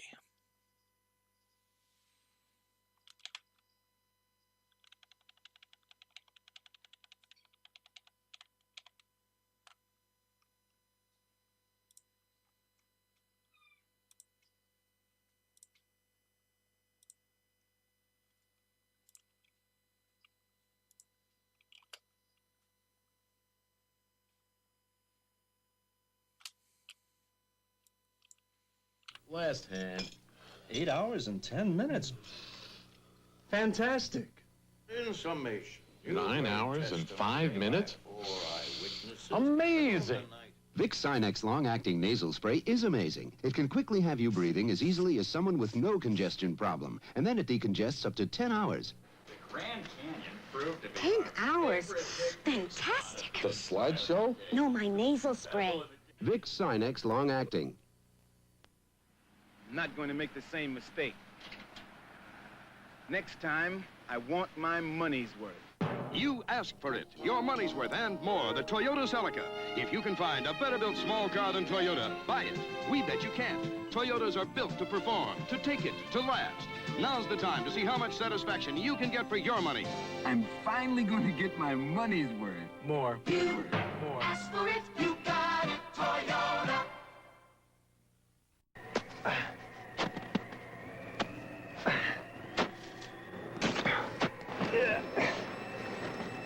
Out here, the cold is brutal, but what better place to tell you about Peak antifreeze and coolant.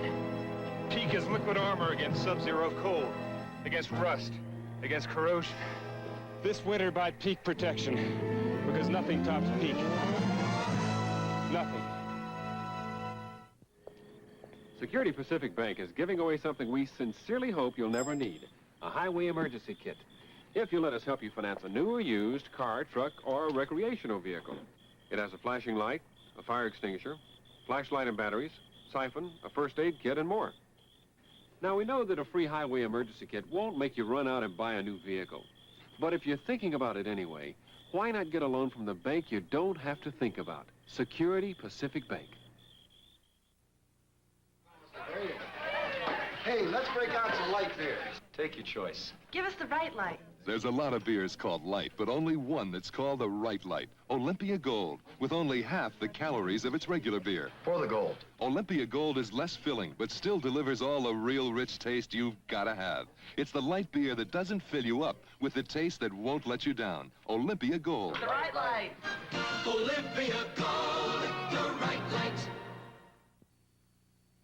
There's a new excitement in small cars. AMC's new Spirit DL. Let the Spirit move you. Let the Spirit move you. Let the Spirit move you to beautiful style. Let the Spirit move you to a beautiful ride. Let the Spirit move you.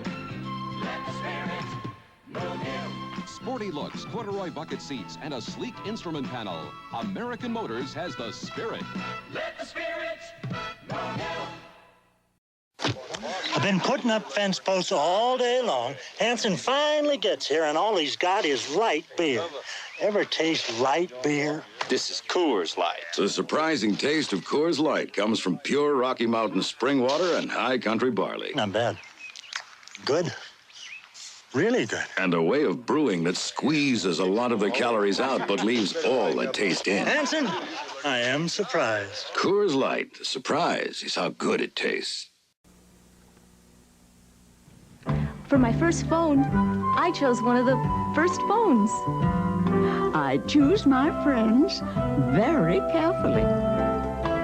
If you're choosy about getting a phone that's genuinely you, be extra choosy and get one that's genuine Bell.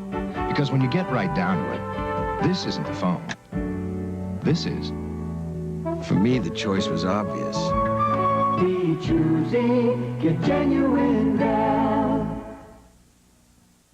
Adolph Coors came to America in 1868. He didn't have a dime, didn't even speak the language, but he did know about brewing, so he got a job in a brewery. And after 5 years, he decided to brew his own beer and came west to do it. Well, he stopped right here in Golden because Colorado had the Rocky Mountain spring water he needed to brew the kind of beer he had in mind. He must have done a good job, because what he started back in 1873 has grown into America's largest single brewery. It's a showplace of modern equipment and techniques, but they're just tools for the 6,000 people who work here. People make Coors beer what it is, just as they did when Adolph Coors started. People who like what they're doing, people who care, people who take pride in their work. You couldn't brew a beer like Coors any other way. Coors, our people make it better. This is more than a car key. It's a philosophy. You only need one key for a Honda. Simple. It works on the hatch. It works on the gas cap. And the Honda runs on low lead, no lead, or regular gas. Simple. It works on the door. No bother. Just give us a shout when And you it works on the ignition, either side up. You see, at Honda, we feel that the key is simplicity. We make it simple. Like a mountain morning sunrise coming slowly through the trees. Like an eagle when it spreads its wings across the blue sky breeze. It's all that's big and bold and free. Come taste the great outdoors. It's a part of what you're dreaming. Make it yours. Make it yours. Make it Coors. Make it yours.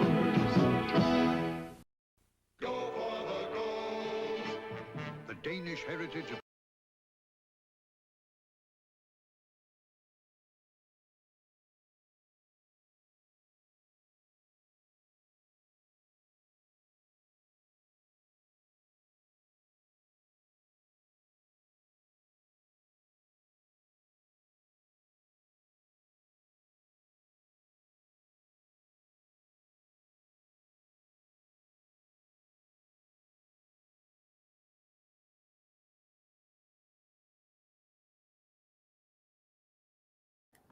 Welcome back live to the ISO California 500. You join us just as the leaders make their next round of pit stops. Adam Hackman leaving the pits having taken just 2 tyres, with David Jakes coming through turn 2 close behind. It's going to be a battle for the lead as they come onto the back straight on lap 147 of 200. Jakes there looking perhaps to make a move on Adam Hackman and take the lead as they start entering the critical phase of the race. Oh, and Jules Bichard goes off ahead of them.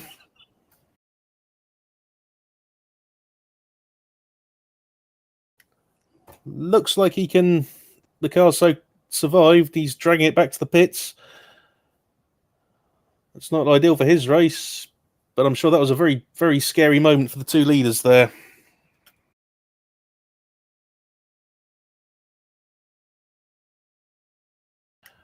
We're looking back at the leaders again. Here's Hackman and Jakes. Jakes looking to make a move as they come out of turn 2. Tucks into the slipstream.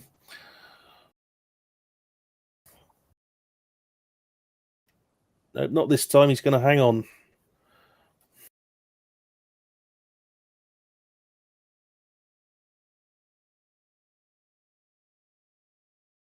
Going through turn 4 now onto the front straight to start another lap. Start lap 149.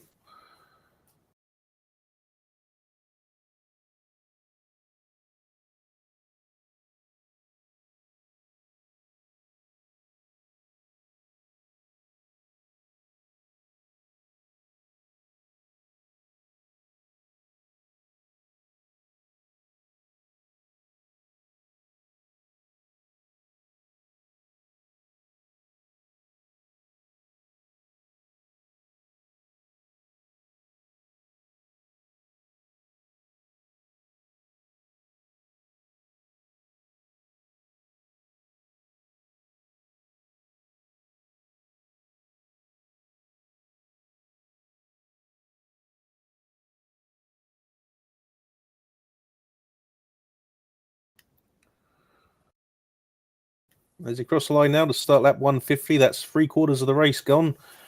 Just 50 laps to go in the California 500. Hackman still leading from David Jakes by just under a second. Third is still Shazarius Slapinski after his pit stop.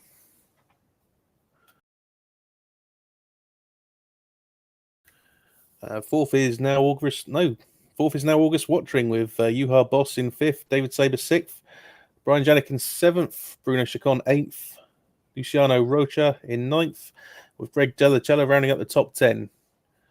Michael Dressler and Jules Bichard still running, but many laps down at this point.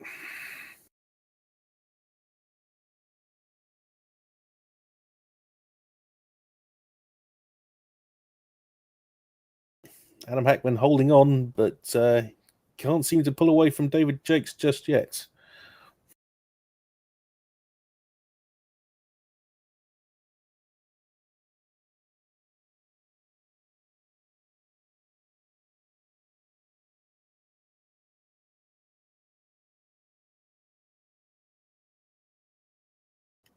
You can see both of these two are really trying, pushing everything with everything they've got, trying to find that advantage.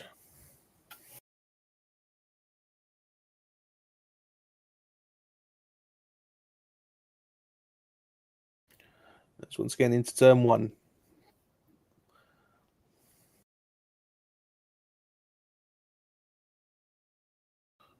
Still Hackman leading from Jakes.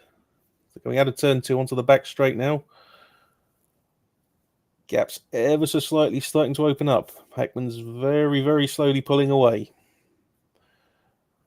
That may be the advantage of the Penske and the Cosworth there working in his favour. But you can see both drivers trying very hard.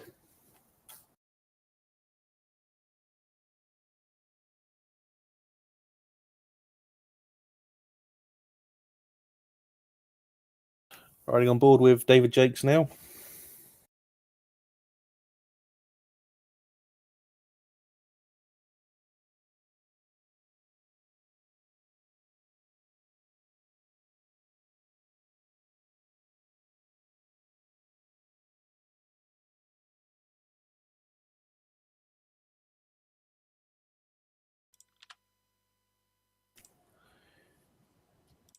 You can see that Cosworth just seems to have ever so slightly the legs down the straight. But Jakes has definitely put in some monster laps. I noticed he did a fastest lap of the race while the ads was going on, and only about a second now behind Hackman overall. Indeed, they came out very close together after their last pit stops. There was less than half a second between it, though. Hackman seems to be edging away ever so slowly. I wonder if that's a case then of Jakes taking 2 tyres while Hackman took 4 this time. I watched on board. It looked like they all just took 2 tyres. Wow. So somewhere else Jakes gained about 7 seconds in the pits. Indeed. Well, I seem to remember the Penske boys talking about their slow starts and restarts. I wonder if that's also applicable to getting out of their pit stall, if that's where a lot of that time was lost for Hackman then. It's quite possible. He may have also seen that large plume of black smoke from the detonating Cosworth in the back of Ray Riddell's car. Maybe he just felt he needed to be a bit more careful on leaving the pit lane. Definitely a possibility.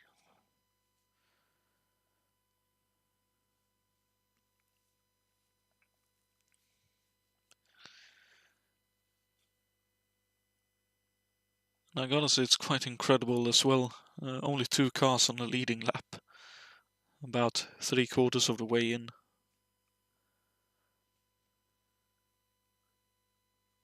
Really shows the immense pace that the leading duo is going at. As they come up to pass Jules Bouchard again, who's recovering from a very scary incident just in front of the lead, as we saw a few laps ago. But he's doing well to keep that car going. He's got it back out of the pits and still in the race.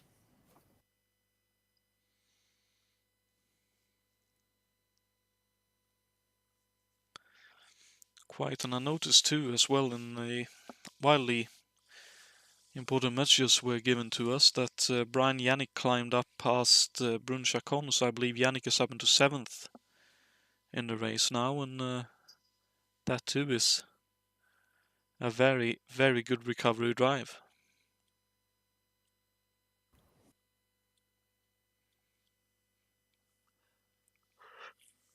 Here's on for position. There's August Watering leaving the pit lane with Juha Boss coming down the front straight. So Watering still running very, very long into the stints. I wonder if he has only one stop left compared to everyone else having 2 stops left, or a stop and a splash. If he's stopping now on, for him, lap 155, he may just be able to squeak it out to the end of the race based on how long he's been running. Well, he'll have to make one more stop, but it'll be a shorter one. For sure.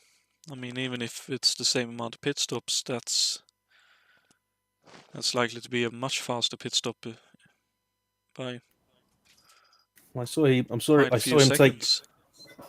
take 4 tyres on that one, so he may be looking at going, okay, we'll just do fuel on the next one. So that potentially puts him in a very strong position compared to the cars around him. And even if it's if it's 2 tyres and fuel, that'll still most likely be faster than most others around him. So very, very interesting, and possibly a 4th place finish is a very real possibility here.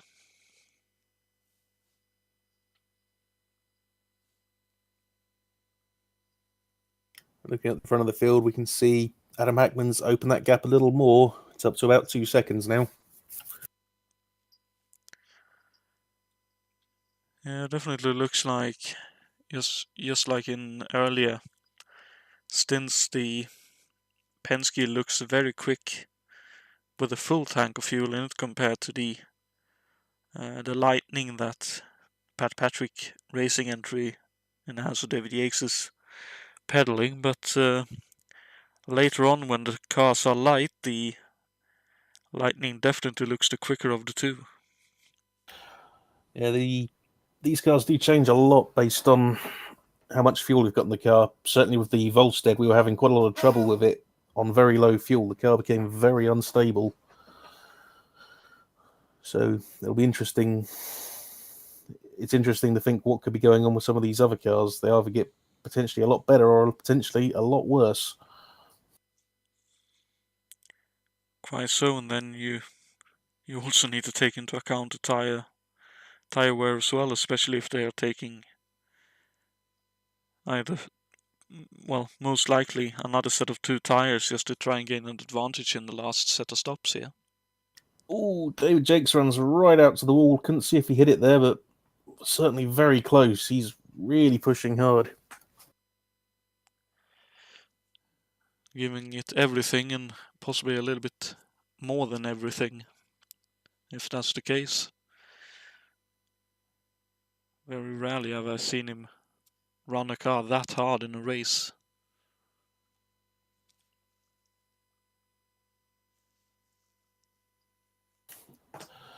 Indeed, running on board with him, you can see he's using every inch of track that he's got.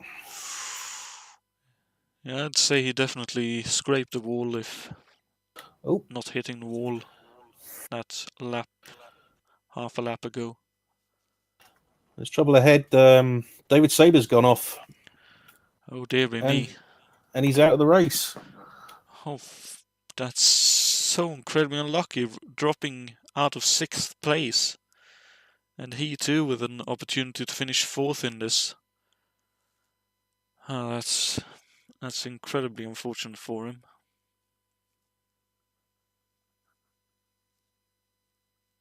I'll just bring it up on the replay. Oh, and it was that yellow line again. Claims another victim. Well, he's in good company with many more having had the same kind of misfortune befall them with I know Anil May, I think Simon Wattman, and a few others as well, having had the same issue. It was very unfortunate. He was having a very good run.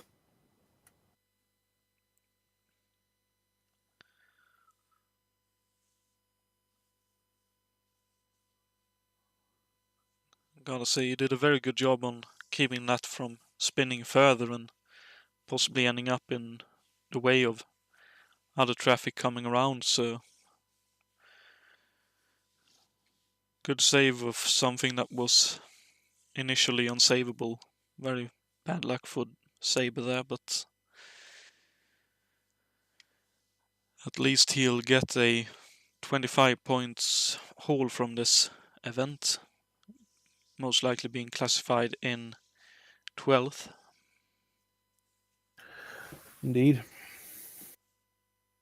I'm sure Adam Hackman at this point is thinking, when he sees another back marker, please don't spin in front of me again, because that's 2 in the last 10 or 15 laps or so. I'd say that's a general sentiment for any leader coming up to lap traffic. 1, don't spin in front of me. Secondly, please be as predictable as possible. Yes, please, if not get out of the way, at least see me coming.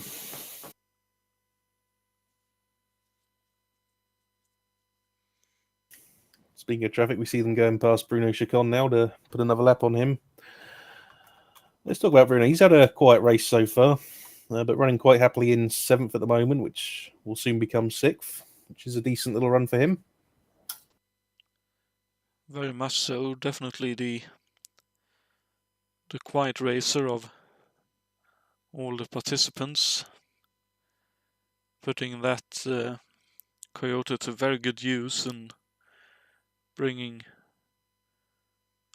possibly the most he can out of both himself and the car, the way it drives for him. So really impressive to see. Yeah, but just looking at the times there, something also impressive to see is Brian Yannick. He's made his way up to 6th place now after those earlier issues. Yannick definitely doing the recovery drive of somebody. Very biggest recovery drives. Not quite the recovery drive of Perkins and Ingle in Bathurst 95, but definitely a very, very good one, no matter how the final 40 laps goes for him. Absolutely, and I'm pretty sure that AMC is not the easiest car to handle.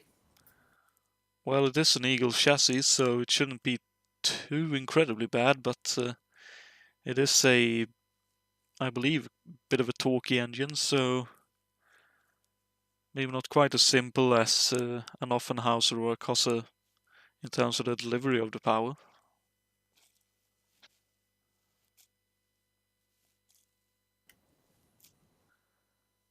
But definitely getting what he can out of it, even though it is probably slightly bent after the early race incident he was involved in. Absolutely, definitely a good solid run from him.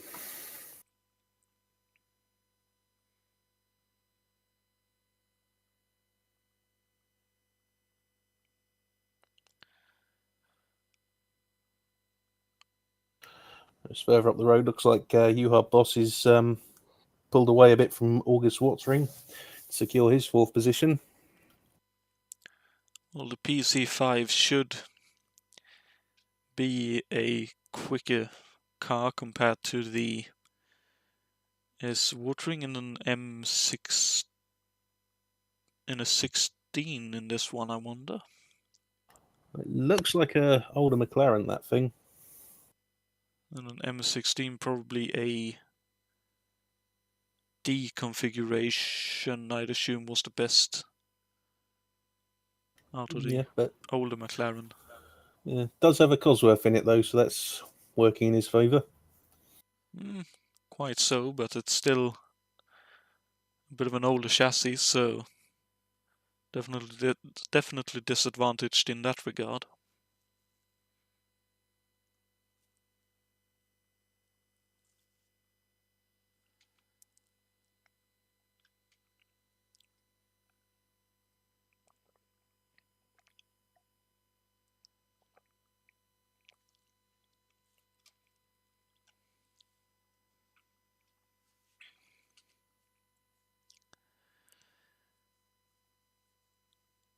So I'd say the points of interests now for the final stops and the final stint and a half, give or take, of the race would be: 1. How much quicker will Watering stop be, and will he be able to keep clear of Juha Boos mainly? And what will the stops be like for Hackman and Yakes? Who will pull the longest straw in that regard, and who will have to chase the other for the win? Indeed, as we come on to lap 171, we'll be seeing we've entered the window for those last stops.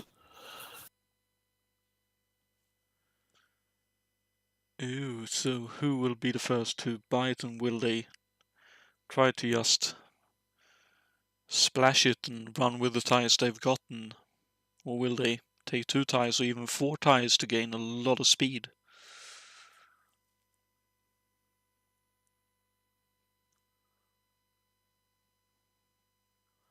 Well, all of those bits we will find out probably in the next 10 laps or so.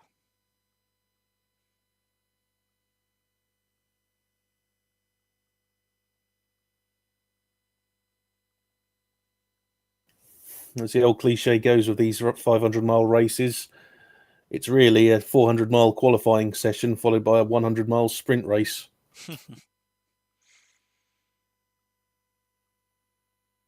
Yeah, sounds very much like how they would talk about Bathurst too in the olden days.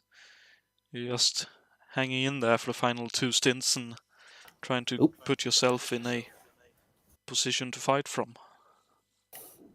And David Jakes has played his hand. He's into the pits.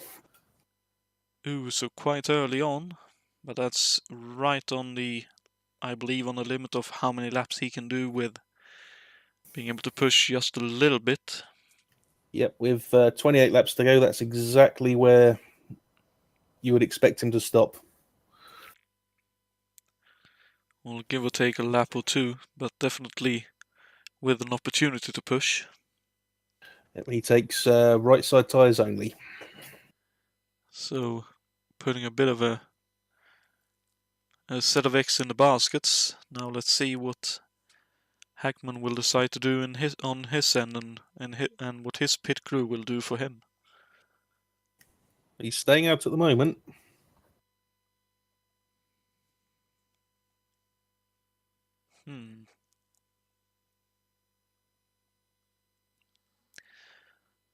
I wonder if Hackman will try to run it as long into his current stint that he can, and then have a light car for the end then.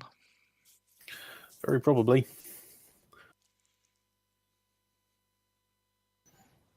I can't see any pit signals yet.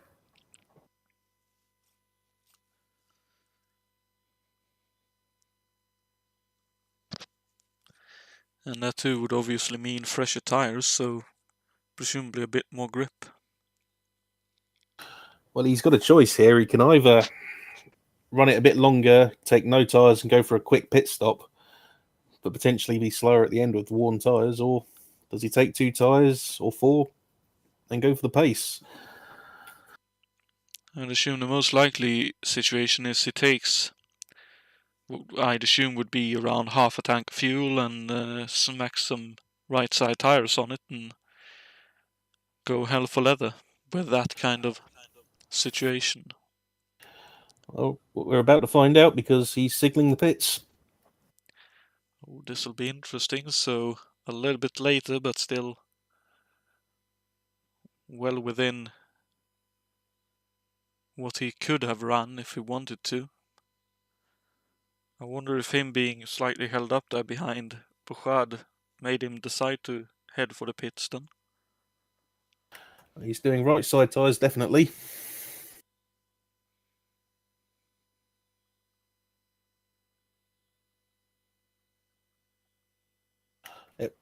It's right sides only as he pulls away. Oh, this will be really interesting. David Jakes. Really He's interesting in traffic. to watch. Coming down the front straight.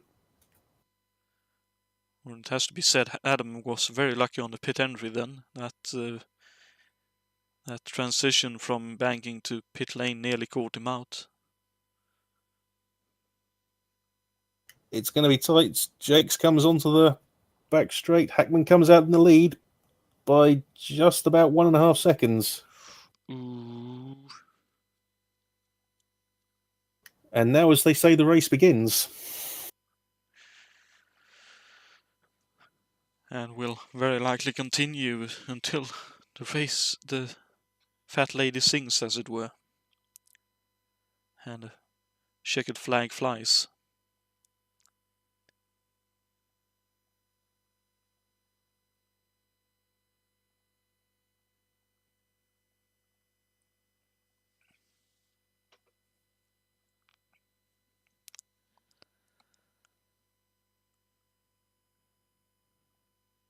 Oh, and Chacon spinning on the pit exit there. He's into the wall. I can't see if he's got any damage.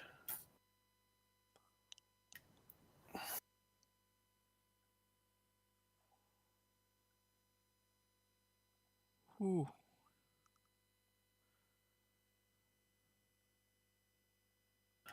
That was my fault. I said he was doing well.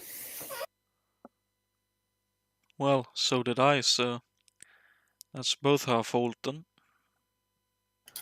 Yeah, it looks like he'll be able to get that back to the pits and finish the race, but that probably will cost him a few positions. Ooh, looked like he almost, from the pictures I saw there, that he nearly entered the racetrack right in front of his teammate, and that would have been very close to taking his teammate with him. Interesting, he's staying out. Without a rear wing? Or does he have a rear wing still on? On the screen I can see one, but I'm sure I saw something fly off the car when he hit the wall. Well, the rear wing is definitely tweaked in the way it looks, but it's definitely still on. He may very well be thinking that, okay, the car's still drivable, and if I stop, I'm definitely going to lose this 7th place. Well, He may just be hoping that he can hang on and Luciano Rocha can't catch him. Quite, he's got a lap and a bit in hand, so he needs to be quite a bit slower a lap to definitely lose out a position, so I suppose it's worth a try if it drives somewhat straight and ain't too snappy in the corners.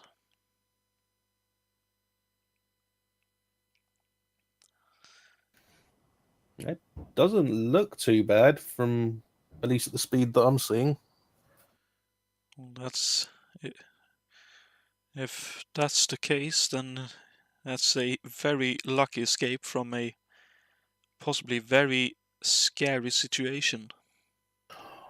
Yeah, I'm just looking. He was able to hold 160 miles an hour through turn 2 there. So, yeah, that is a very lucky escape then.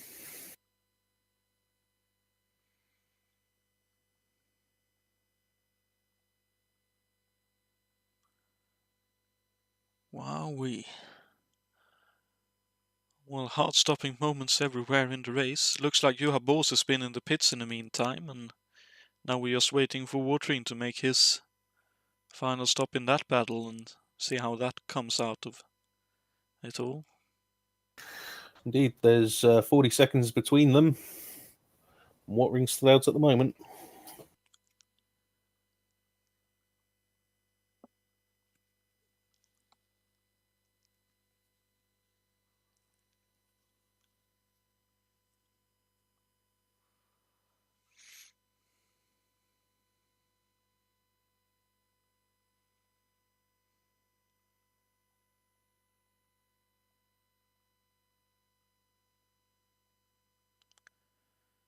And the difference between the leaders, from what I can see, is about 2 seconds, right? Yep, that's at the moment. It's staying pretty stable around 1 to 2 seconds. Yes. Oh, Drexler stopped in turn 2. Oh dear. Oh, Rocha's spinning as well. Oh, and he collects Watering. No. Oh, it's all happening. Oh no. Just caught that on the cameras as we were scrolling through. I'm sure you'll see it. Oh, we've got a safety car. The safety car is out. Well, at the very worst time for watering, I'd say. That's very unlucky indeed, and so too for Racha and a few others. Oh, and interestingly, Jakes takes this opportunity to pit. Well, maybe just maybe securing for sure that he has fuel in the car. That was a very hefty crash for both Rocha and watering. This is one of those moments where we're happy that it is sim racing and not real life racing, because that could have been some very, very hefty personnel damage from that. Absolutely. I suppose what Jakes is probably thinking here is take fresh tyres, and then he can run his car full boost, full power, full speed, try and hunt Hackman down. Because Hackman now, he's been picked up by the safety car. He has to stay out. If he doesn't, he will lose the track position to Jakes. Indeed, and we've seen the pace Jakes can go at, so not something at least I would like to try and keep up with.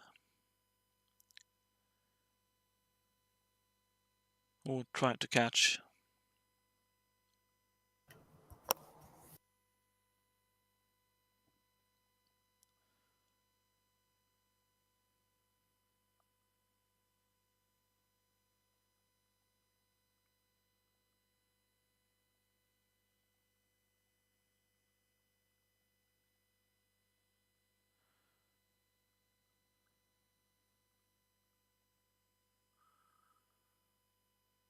Well, while we have this yellow out actually, let's take a quick moment to look at the trivia question for this event.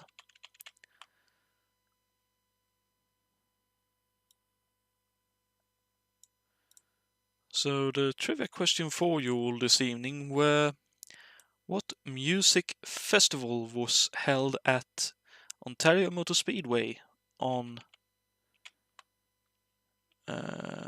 March 18th, 1978?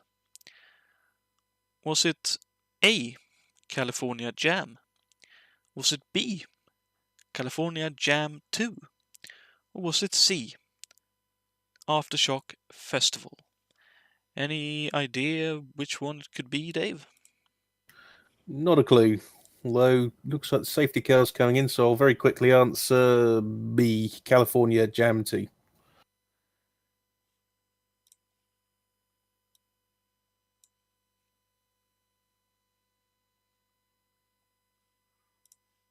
Alrighty, Angel May answers A, Blue Moon answers B.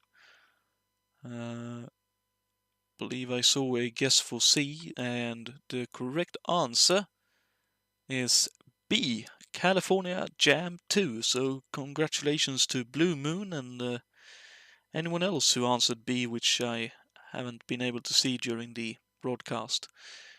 Big congratulations, and happy that you were able to pick that out of the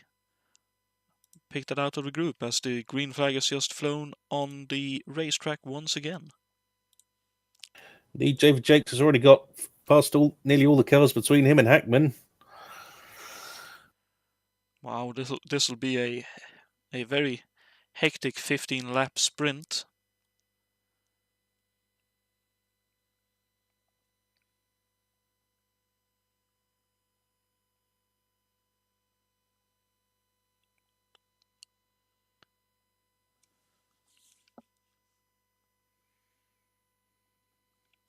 And there's David Jakes looking to go past Juha Boss, which you'll see in a moment.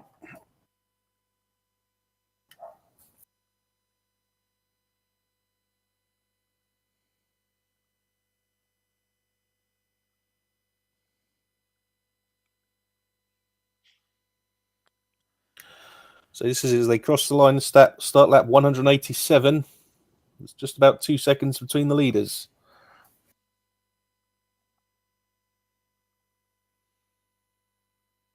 And yes, Jakes is really pushing. Well, I reckon it's a case of, for him, get in the draft so he can sit there and try to cool the engine a little bit, and then with a few laps to go for it entirely, because when they have about 2 laps to go, he can't drop below second place, so he can really go for it. Quite possible.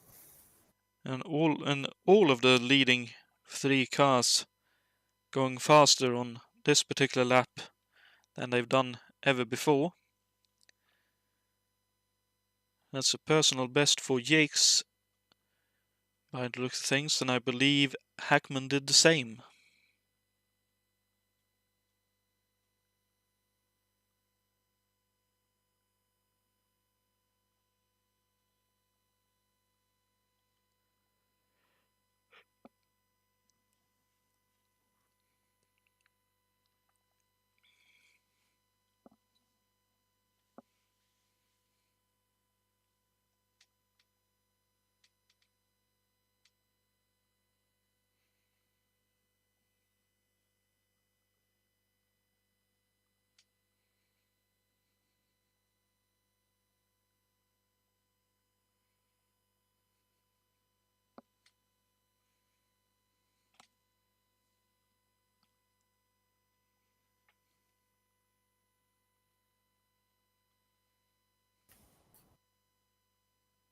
I think Jakes was a bit closer this time, coming down the back straight, but not quite close enough for the slipstream to really have an effect.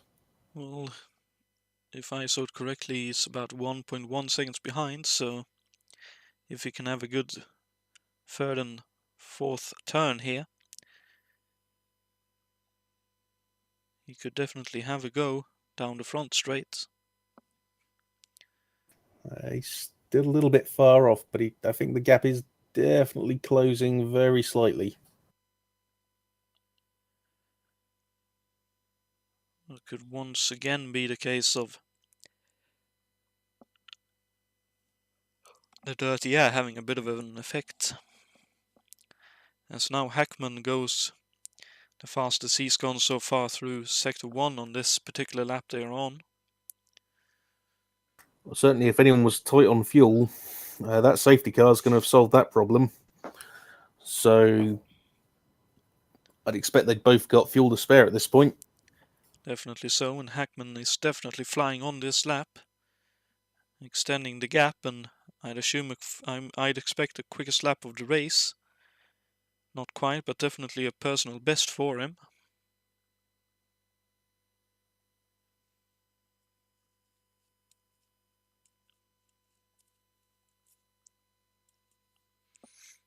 And again, looks like Hackman is going quicker again, so trying to open up the gap so he has something to play with for the remaining 10 or so laps.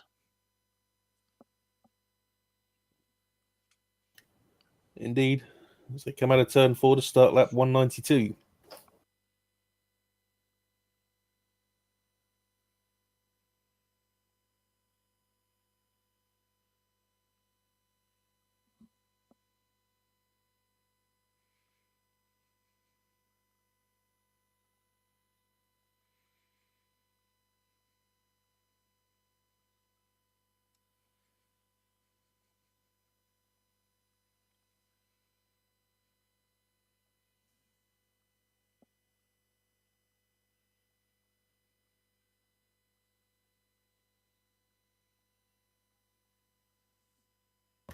And as I'm joined by my furry co-commentator, obviously wants to see the end of the race.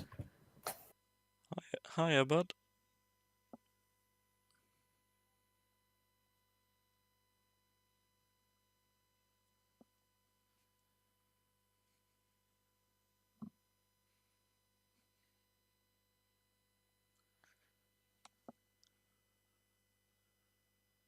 It's good to know we've got some co-commentators and assistants helping us out in these hectic and trying times of this event. Indeed, indeed. As the gap now is up to nearly 2 seconds between Hackman and Yates.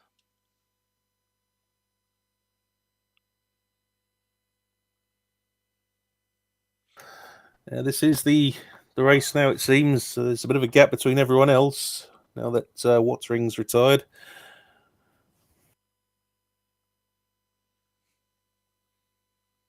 Oh, Jake's right out to the wall. I think he may have hit it again in turn 1 and 2. So the same place he had trouble last time too.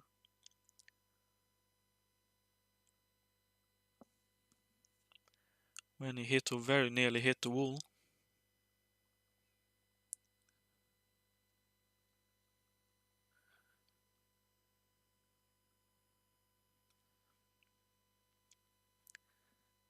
It looks like that car's got quite a bit of understeer in it now. Whether that's as a result of any impacts or the tyres, I'm not sure. Yeah, he definitely slapped the wall that time, as Schlapinski does his fastest lap of his race. But the difference between them has actually gone down to 1.6 seconds right now between Hackman and Yakes. You can see it on the onboard. We will shortly. The gap visibly appears to be closing again.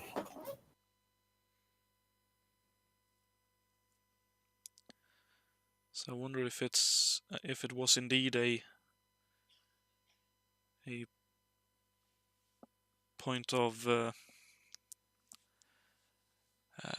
Yakes saving a bit of fuel and trying to make up for the lesser top speed he would have had saving fuel or engine life, as he's now definitely trying hard. He's running out of time. It's not the time to save anymore now. If he's going to make a move, he's going to have to do it because he's only got 4 laps left. This is lap 196. Well, I'd say he's definitely on it. He was probably saving the engine and keeping the temperature down, and now giving it a proper push for the last 5-6 laps here. Down to 1.4 seconds. 1.3 seconds as they finish lap 196.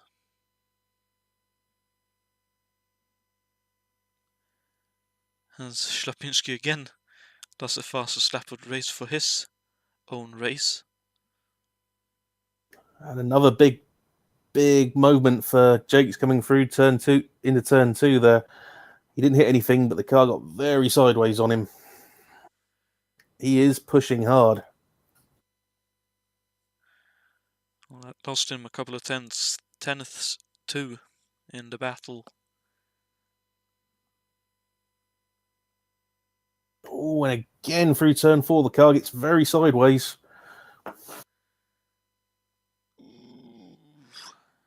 Oh, and Hackman blows up! No! Unbelievable! With just 2 laps to go, the Cosworth in the back of the Penske lets go in a plume of smoke. Deary me. Unbelievable.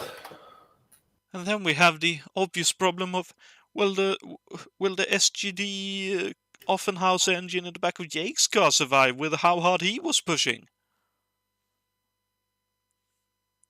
Wow. Incredible.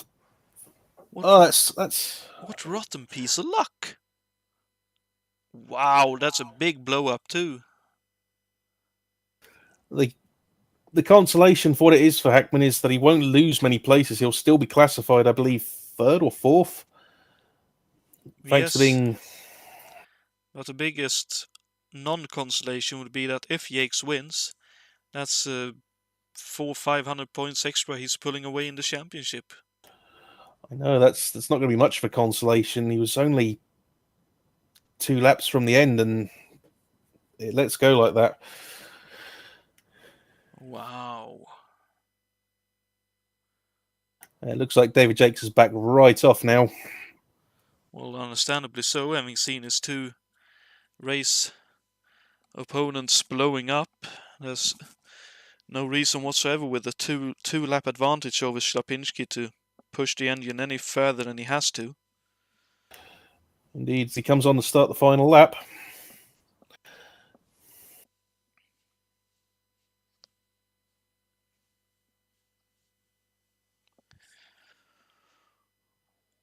Wow.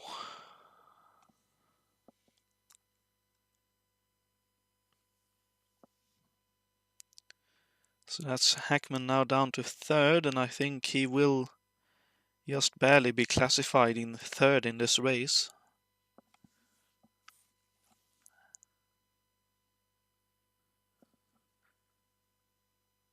As Yates live on the server goes into turn 4, the pictures is about 3/4 of a lap behind, so we will keep them rolling, but Strapinski exits turn 4, goes towards the finish line and wins the California 500 with a more or less masterclass drive, but I'm fairly sure he will have had his heart in his mouth for the final 2.5, 3 laps there, having seen that blow up. An absolutely fantastic drive and very well deserved, but that's just so incredibly unlucky for Hackman there. But what a finish to a very interesting race. Very much so. That's unbelievable. Simple as. So, with all of that craziness, Schlapinski picks up second, and I believe that will see him probably climb up to fourth, maybe possibly third in the championship. Hackman will be classified in third. Juha Boos finishes fourth, or Yannick fifth, with a great recovery drive that is. Chacon in sixth. Greg de la Cella finishes the race in seventh. Absolutely tremendous drive from him. Big congratulations on finishing this race. This will have been a grueling one. August Watering will have DNF'd, but will be classified in eighth. Luciano Roja, I believe, at least, would be... No, sorry, Yus Buchar, that is. I'd assume would still be classified despite being 20 laps down in ninth. And I suppose you could say that would be that at the moment.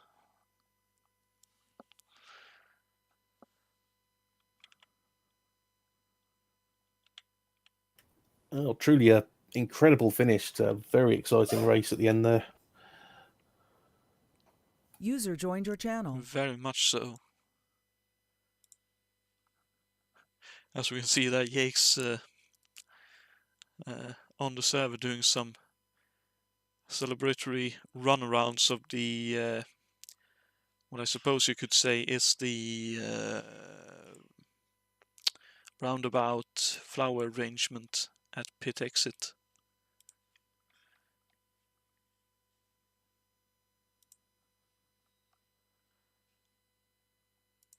As in the broadcast booth we are joined by Juha Boos.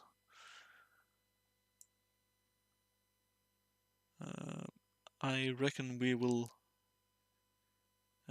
just jump down to the green room so David Yates could join us too if he wishes to.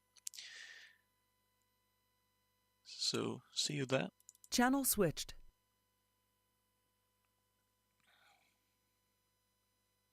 User joined your channel. User joined your channel. So, first and foremost, thank you very much, Dave, for saving me and us in a bit of a tricky situation there, and thank you for joining me for the color commentary here.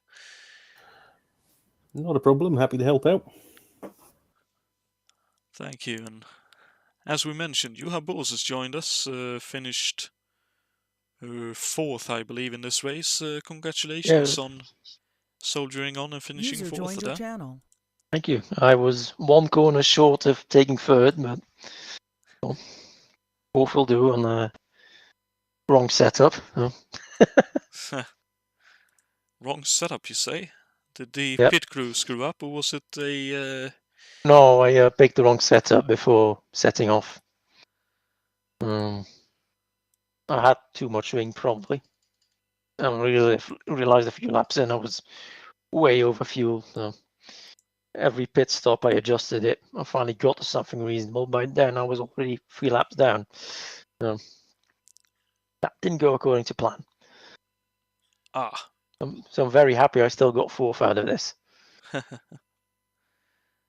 Yes, I suppose I could understand that.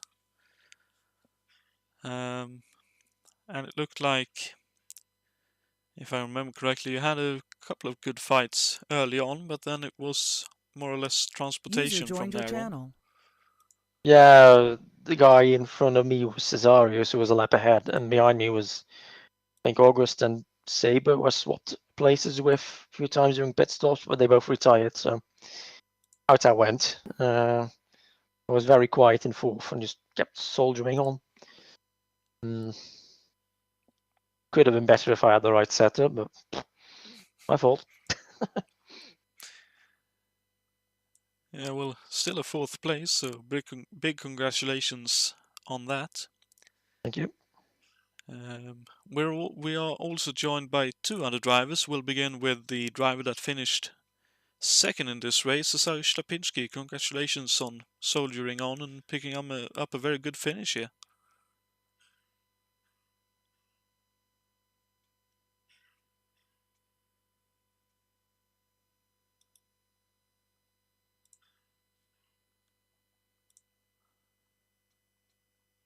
And it appears Cesarius ain't here at the moment, so if David Yates here, then massive congratulations on surviving this one and scoring another win. Well, that's really what it was down to. You could tell Adam and Ray, I think, both had the pace. But unfortunately, they didn't make it to the finish. I don't know what happened to Ray, but Hackman, I thought it was game over, and when I saw the smoke, I couldn't believe it. So that's got to be a heartbreak, so close to the finish. Shame. I'm glad he still got a good finish out of it. That's the only consolation you can get. Certainly so. Just to let you know, we could hear you then, Cesarius, so we'll get Yeah, to you sorry in for interrupting. Not a problem, we'll get to you in a moment. Okay, thank you. Yeah, that looked like a very good battle you had with both Adam and also Ray earlier on in the race. How did you find that? I suppose you could call it change of pace, David. Well, no, it's great. That's what we want is competition. I'm not sure how much of it was engine or how much of it was setup. You can make a lot of changes with the car. Just you go a high aero or low aero, you can make it behave differently, regardless. So I had a little more corner speed, I think, than some of the other guys, but they were definitely making use of the legs down the straightaway. So it was good to have a little dice, but I think both of them had more pace ultimately. In the end, it was just a matter of time. Yeah, based on what we saw, there were definitely differences in style. I was riding on board with Ray, like 70-80 laps into the race, and it was obvious to see that he was having a bit more of a neutral car, and your Lightning was looking quite loose in the turns compared to his Lola. Yeah, that's how I trimmed it out, just to try to keep the corner speed up. It was actually a little tight on entry come the end of the race. I don't know if the temp changed or whatever, but no, the car was great. Worked on it. I think I got the most out of it, and pushed the strategy at the beginning a little bit there to sort of keep in contention. And really, at the end, I pushed the strategy again. I didn't think it was going to be enough to do anything.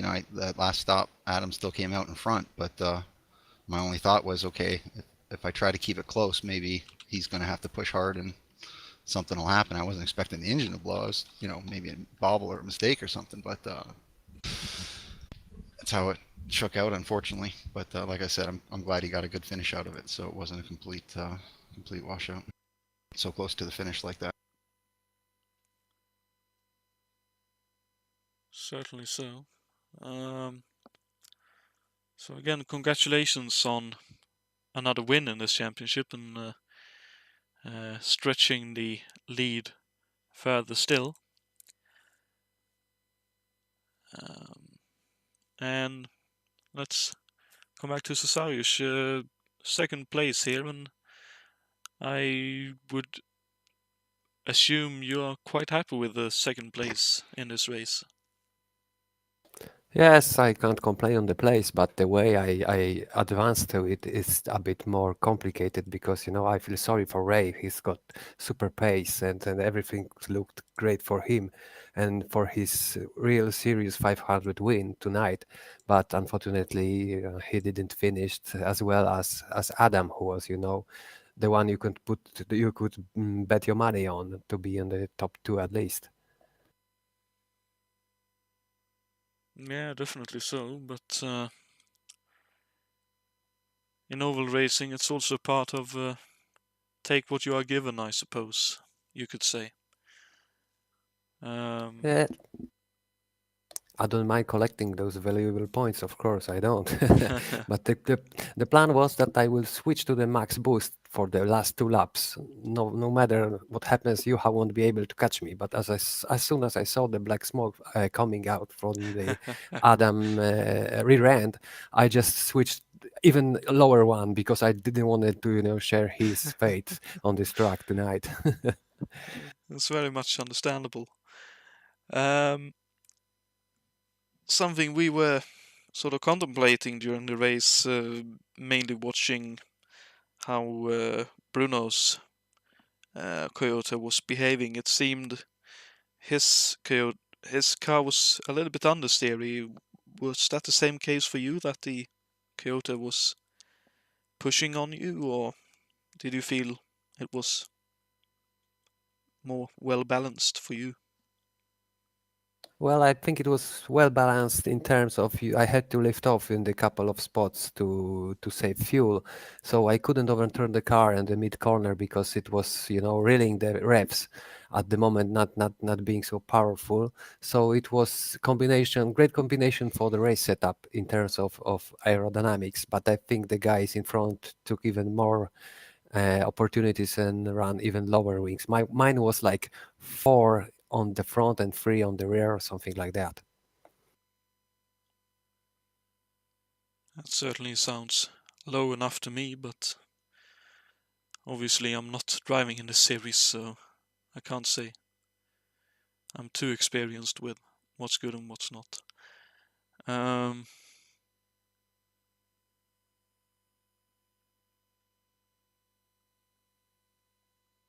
Speaking of Bruno, real quick, I don't know what happened, but looked like he just got nabbed by that weird penalty. Unfortunately, that can happen if you get it in front of the pace car before the flag. So that's unfortunate. But I saw him; he was coming back, and some of the lap times that were flashing up were making me lose my concentration. I couldn't believe 46.1. I think I saw like halfway through the first stint. So he was definitely moving. Congrats to him for having good pace, but hopefully he had the RPMs low enough that the engine was going to last. I don't know, but he was fine. Yeah, I believe Bruno Pagiola, I'd assume you mean. Yeah, he picked up the penalty and did a great opening stint, but then got caught out with going a bit too low after the first pit stop below the yellow line and had an off there, unfortunately.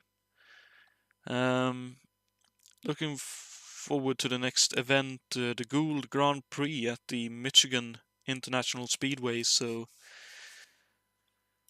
the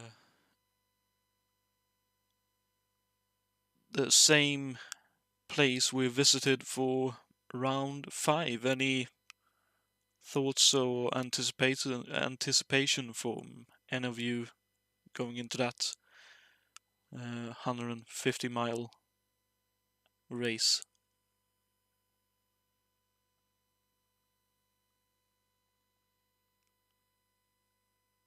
Not much excitement, apparently. Last chance, Cosworth, to get your speed fix in. Well, I'll give it a go then. I think I didn't. don't think I did that race last time, so I have to learn the track. Here it goes. in a typical European way of saying it. It's an oval. How difficult can it be? Of course. Obviously, very difficult. Very, very difficult to get it completely right. But yeah, any final thoughts for you, Dave?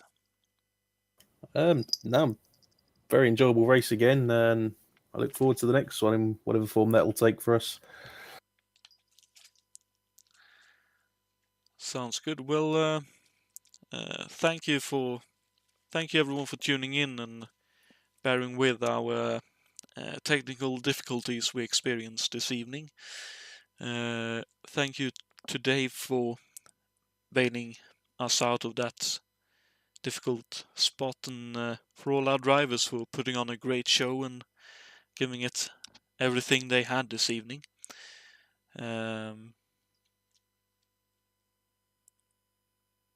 I believe next time we will be live or to be It will be USAC, and there's no race before it. It'll be USAC indeed. So next time we're live will be on the just need to find the place. 24th of October. October. So in 2 weeks' time we will be back live here at the ISO YouTube channel with the Gould Grand Prix round 14 of 18 in this USAC 1978 championship, with David Yates putting a stranglehold on the championship after this event, but some great racing still to be had, and still a lot can happen in this year's USAC championship, so I wouldn't want to miss it for the world, and I hope all of you watching will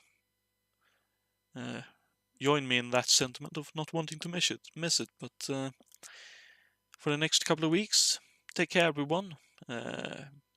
Be as safe as you can with yourselves, with whatever endeavor you go for, and we'll see you all on Sunday the 24th.